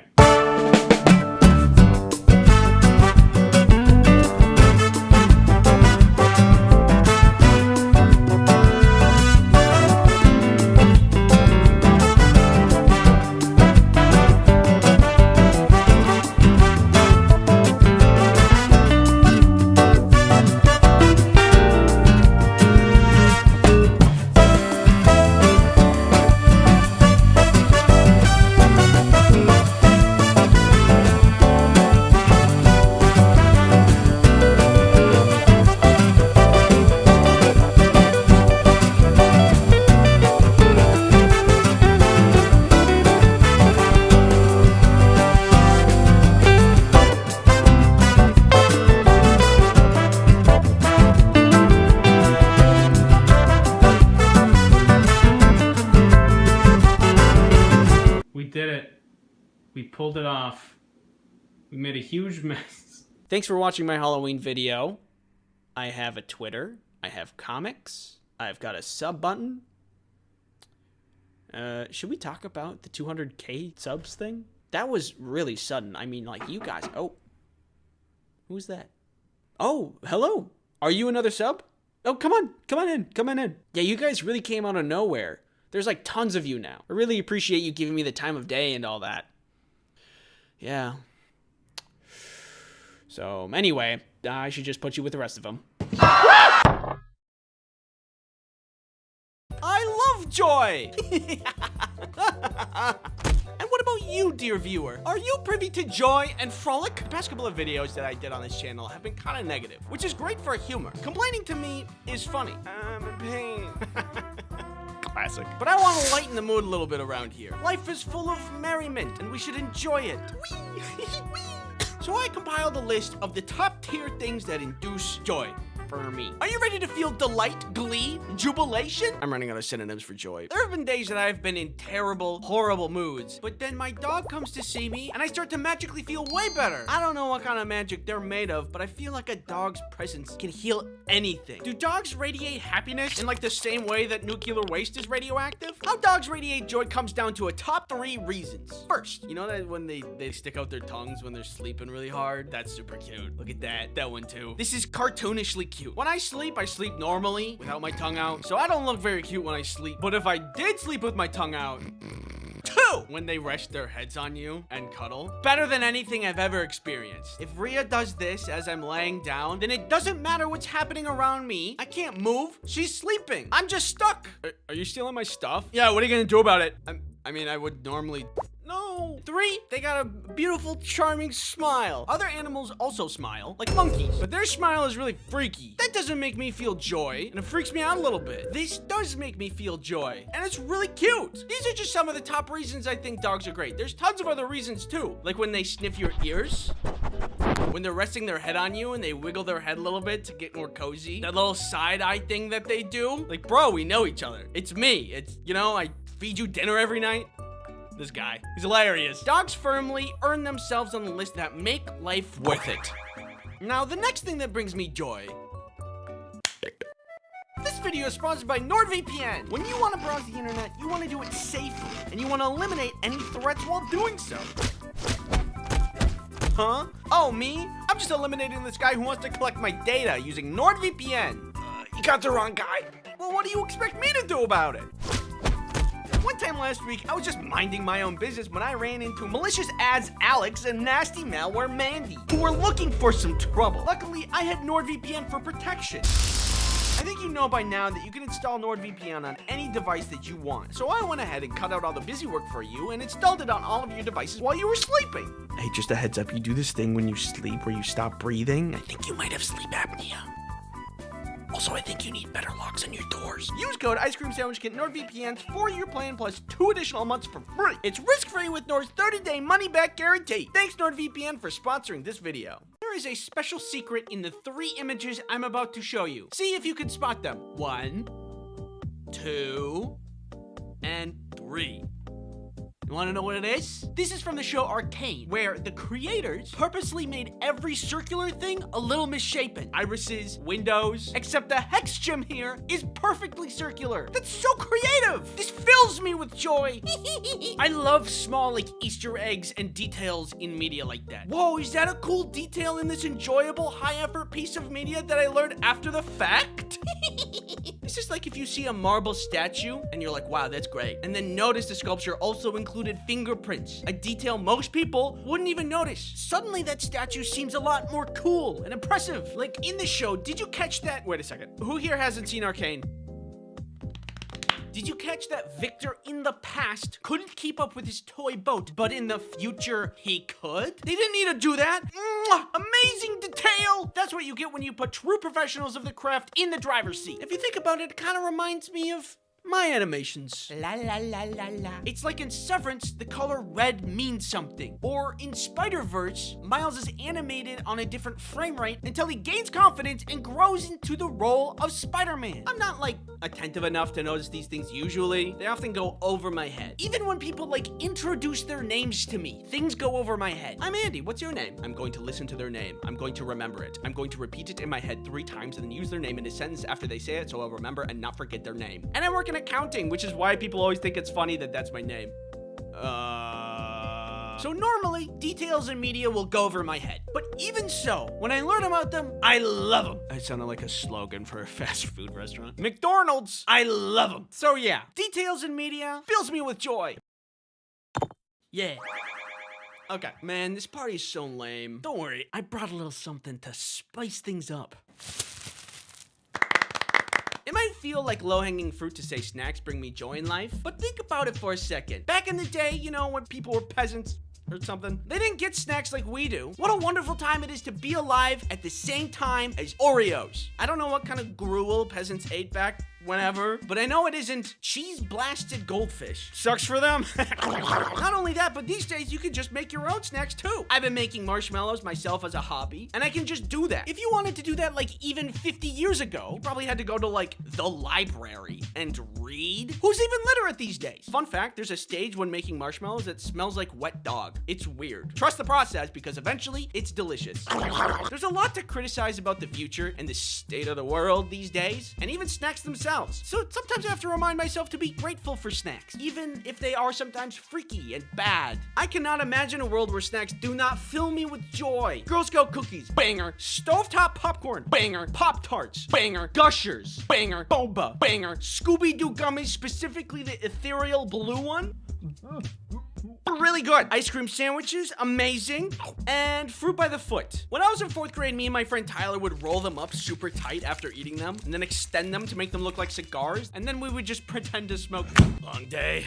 Yeah, it's a good memory of mine. I can't imagine living in a world without snacks. Like, imagine being a plant. They can never experience the bliss that is a ring pop. Wearable snacks make me feel alive. And then they get sunlight. Ooh, yummy photons. Yeah, okay, buddy. I can do that too. All of these things are to say, snacks, yeah, snacks are great on their own, but there is one thing that makes snacks even greater, and that's storm. Bro, are you serious? There's something that is so amazing and cozy about storms. I'm not sure why it is. Why do I feel extra cozy inside away from storms when I feel regular, normal inside away from not storms? I don't know. A cozy storm is the cherry on top to a lazy day. Either when it's raining and I get to hear the rain on the inside, or when it's snowing and everything is covered in big fluffy snow. There are obviously storms that I do not find cozy, like tornadoes, for what I think are obvious reasons. I believe there is a prime and perfect way to enjoy a cozy storm. First, I get one of these things. My aunt made it for me. It's like a mix between a hoodie and a blanket, which is great because blankets fall off your shoulders when you're trying to do things, and hoodies aren't that cozy. So it's the perfect in-between. Then I get on the couch, get Rhea in there, obviously, get a snack and a movie or a show. And if you really want to max out on dopamine, then I'll play a game. All of that, then throw in the pitter-patter of rain. What could possibly make this moment any better? Hey guys, what's up? Hatsune Miku! Snowstorms are also great. Oh no, I have to stay inside with a hot cup of chocolate and wait this storm in a cozy blanket? Big fan of storms. Love them.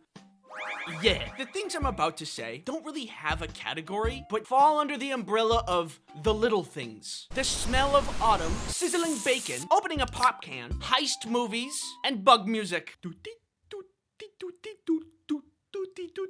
These things, among many others, are the little things in life. It's not gonna make your week, it's not gonna make your day, but they are the cherry on top that if you stop and spend time to recognize, they fill you with joy as well.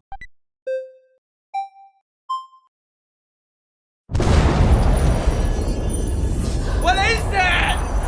It's pure joy, the very essence of happiness. I must have it. No, it's too dangerous.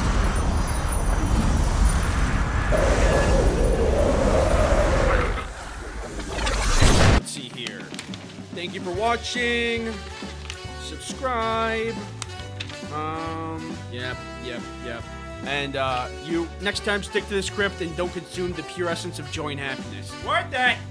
Ooh, I love public transit. It's so easy. Here comes a bus right now. Hello. Hi. Where are we going? We're going to space. How's that even possible? I'm not entirely sure. When are we gonna get there? We're here right now.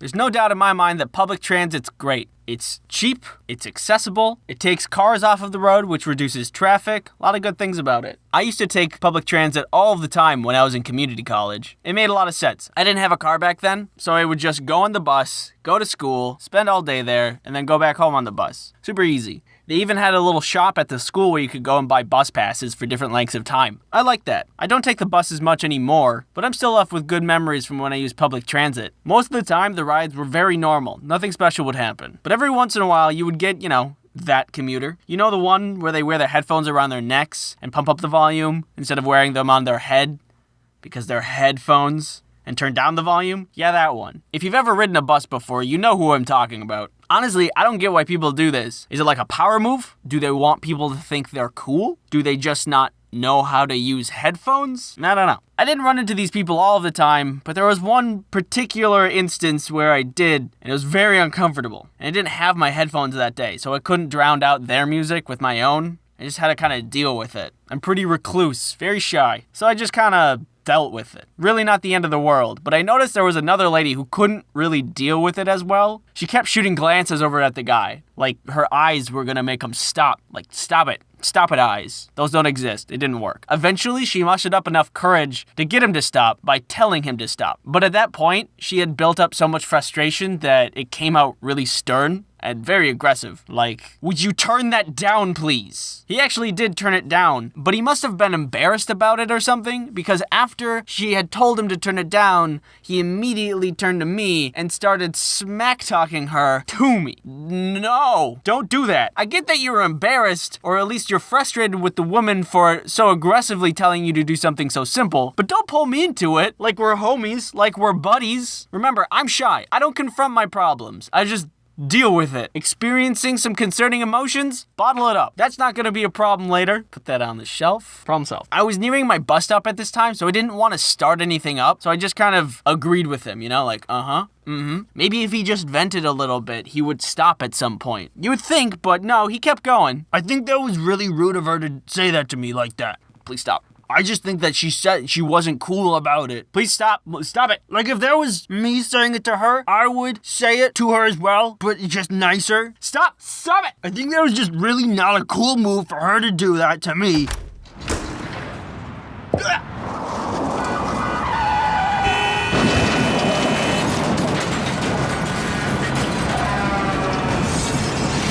Eventually, my stop came and I just left. I just got up and went, never to speak of that awkward situation again until I said it in this video. But that doesn't count. Buses aren't the only form of public transportation. I've experienced trains too. I went to France a couple years ago for a study abroad trip. That was a pretty cool experience. Wherever we needed to go in Paris, we would just take the metro and boom, you're there. You want to go to lunch? Metro. You want to go to the bar? Metro. You want to go to class? No.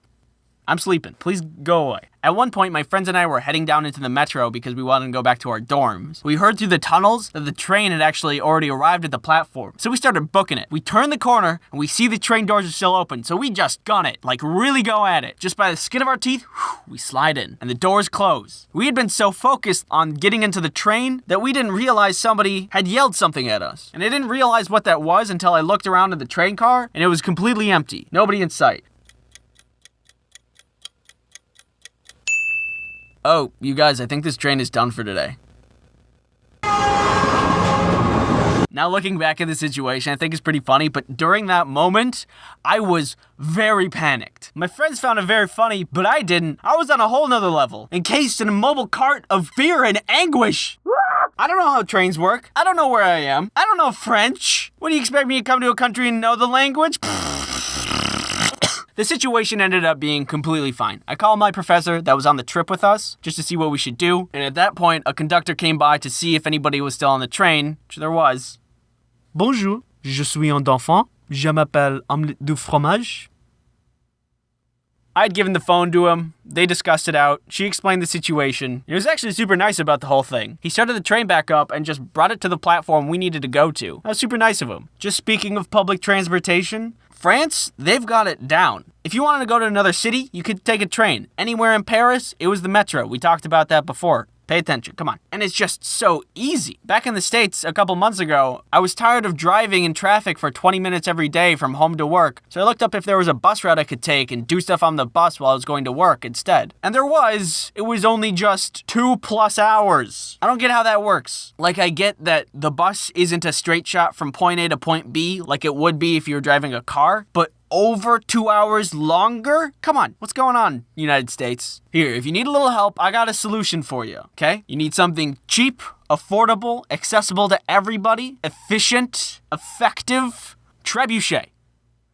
No, wait, just hear me out, all right? Operating, super easy, check it out. Step 1, aim the trebuchet at your destination. Step 2, step into trebuchet. Step 3, launch trebuchet. Is this safe? Maybe. So that's all I have on public transportation. Thank you for watching this video. If you haven't subscribed yet, feel free to do so. You can check out more stuff on my channel at this link. By the way, I got a couple of asks in my ask bin on Tumblr about fan art and if it's okay to make it. To which I respond, of course it's okay to make it. You don't need to ask my permission to make fan art. Oh, jeez. My foam fell down and I have fixed it. You don't need my permission to do anything. You can do whatever you want. Be an astronaut. No, but really, if you want to send me something, you can tweet it at me or send it to me on email. It doesn't even need to be fan art. You can just send me regular art. I'd love to see it. I've already gotten 2 and I love them both. Oh, and finally, Super Slimy Slime 48 asked if I could make a GIF out of the EDM guy in the pizza video. So I made 2. The links for those are in the description. That should be everything. All right, thanks again for watching. Bye-bye.